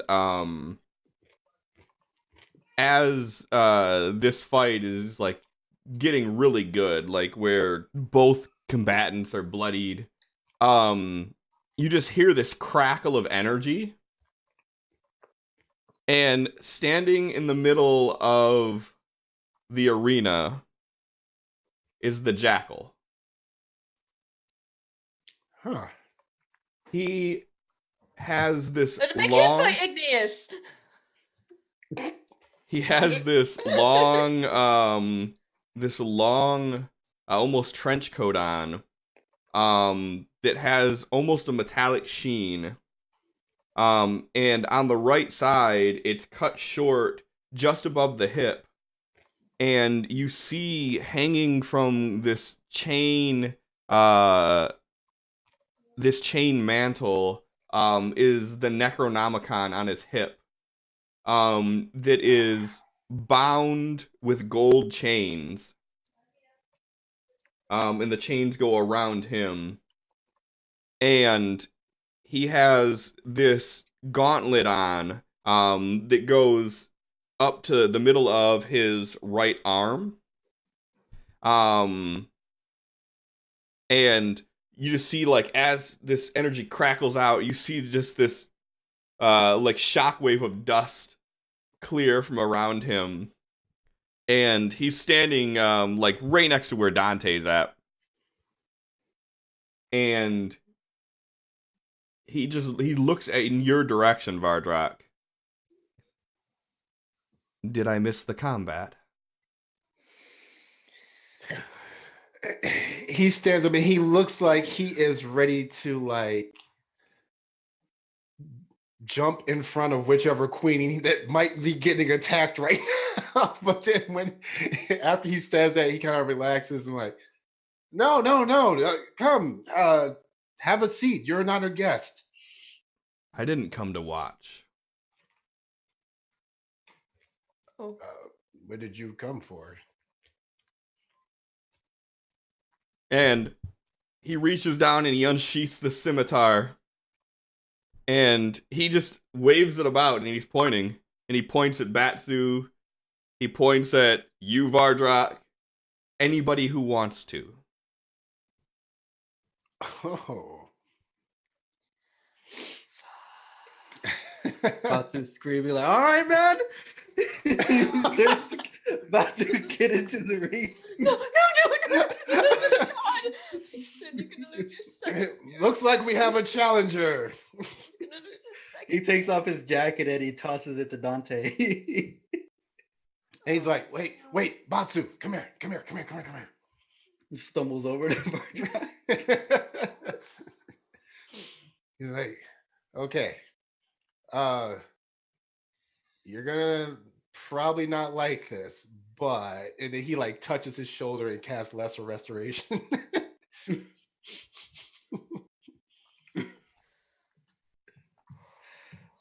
Okay.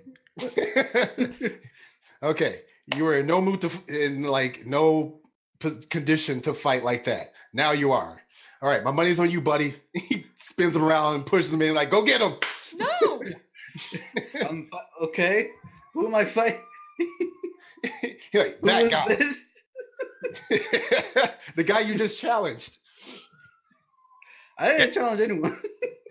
And he's got his sword pointing out straight at you, and he has his left hand behind his back.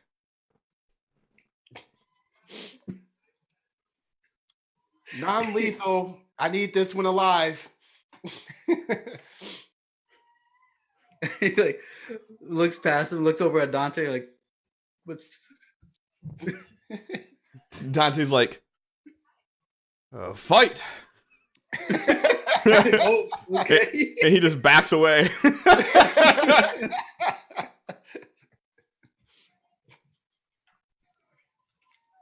And he's like, I'll give you the honor. So he just throws a swing. All right. Might be switching to my new character pretty soon. Vardrak is going to attempt to start a chant with the cries of Batsu, Batsu, Batsu. Bacta's just shaking her head, and in her mind, she's just like, Draggles.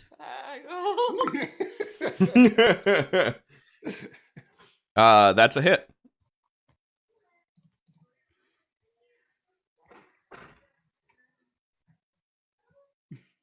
Is that another swing?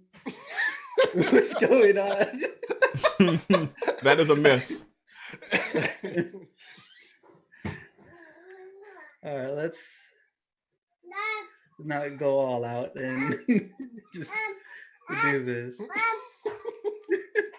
And where is my... All right. So as you throw the punch at him, He stands there. He doesn't even attempt to dodge it. You got him right where you want him.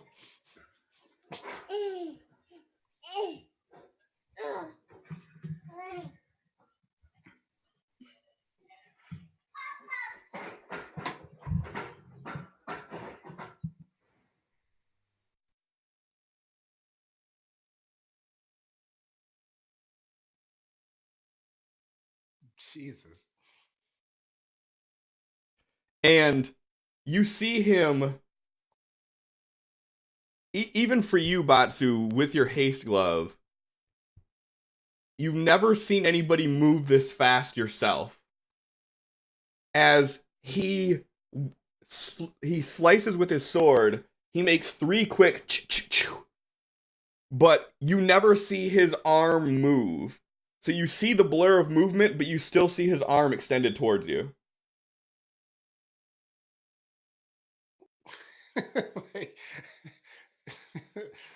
like Vardra gets quiet. It's like, uh-oh.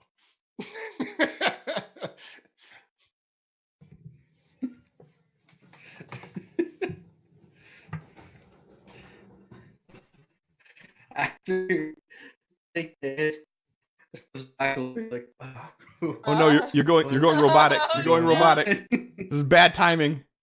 Don't do it. Oh no, the cam froze. He's doing it purposefully. That's what he's doing. He's fucking around like, uh-oh. No, oh, robot. my connection. Can you hear me? Yes. I don't know what's wrong with my Clearly. connection right now.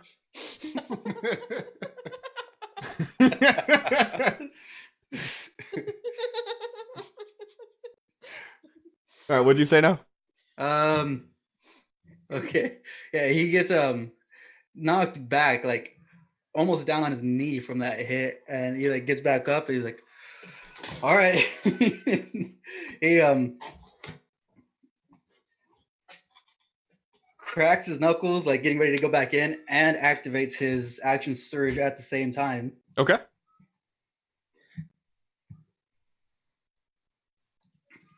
And for it now, Jackal. That's a miss. Ooh, that is not a good. Huh? God. That's a miss.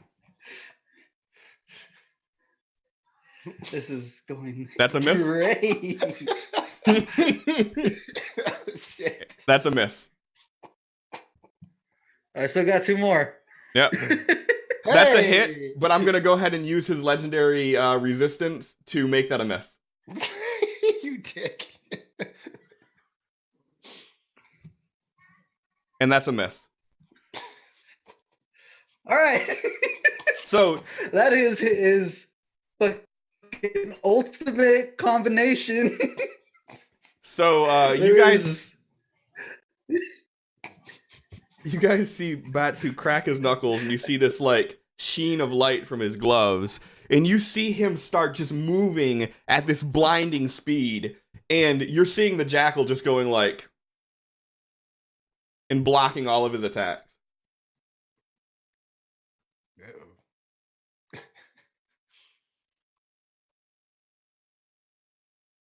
Vardrak like looks a little nervously at Vakta, like, should we stop this?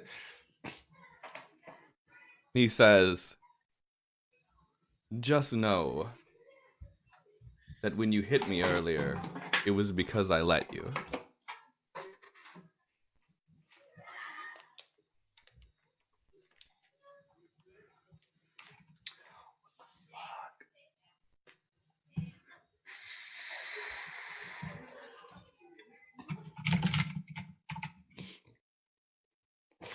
Rolled a 5 and still hit.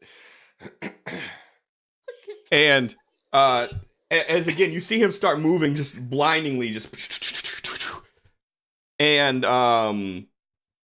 Batsu drops to a knee, and he's bloodied from these 2 combos that he put on him. And the Jackal puts his sword on the back of his head. Do you yield? He said he can't hear anything. Let's see here. Connection went to shit. Yeah.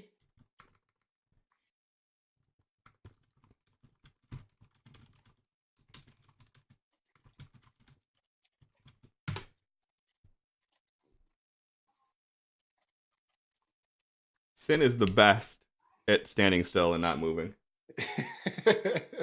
See, look, he can move when he wants to, and then when he wants to stand still, perfect.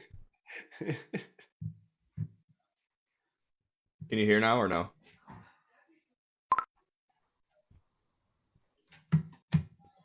Guess not.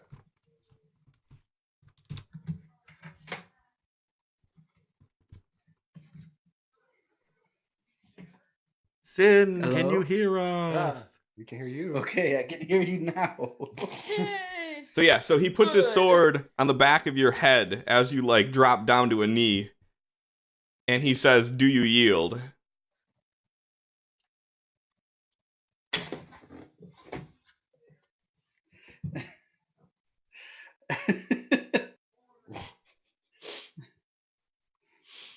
And Vardroy's gonna stand up. He says, "He doesn't need to yield. This fight's over."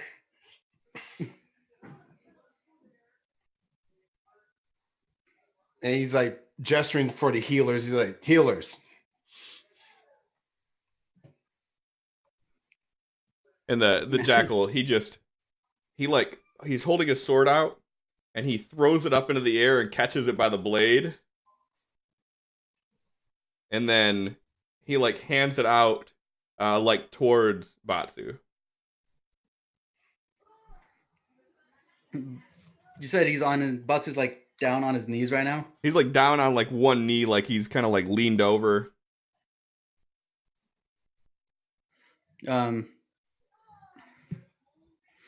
So when he does this, Batsu takes a little bit to compose himself. He heals himself a little bit with his second wind and looks up at him and reaches out a hand towards the sword. Give me a strength check. I'm not good with those.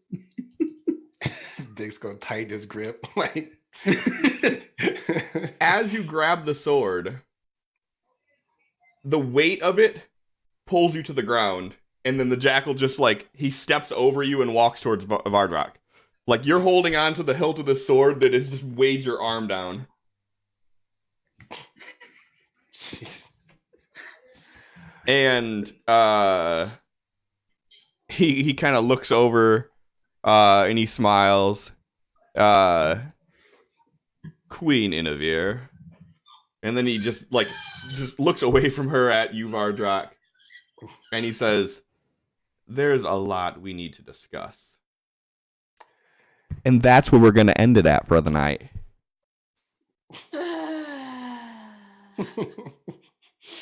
Coming here starting shit. Does this have anything to do with Devian? Look, we tried to make him live. It didn't work. We tried CPR. Bunch of other abbreviations. Yeah. All those letters, man. We tried the entire alphabet. Yeah. So thank you everybody that came out tonight. This was so much fun to do something that is different than how we normally run it. Like to have this battle. I'd That love was to do really that fun. again. Oh I'd yeah, love for to do sure. that again. Thank you to KD Skid 007 for the follow. John, Melissa, thank you for the 10 months. Jake, Mexican, thanks for the sub. KD Skid 007, thank you for the sub. Play4, thank you for the host. Rune, thank you for the host. Grinch, thank you for the sub and the host. And everybody that played, all you guys, Gunther,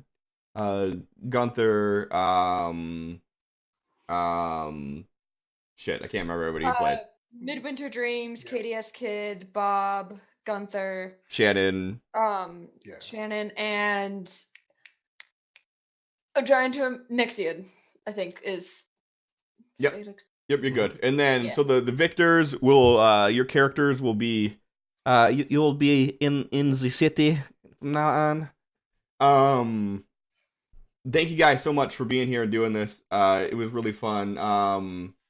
Thank you to, who was it? Venom Slinger, for redeeming one of the Table of Fate rolls. We will do that next week for sure.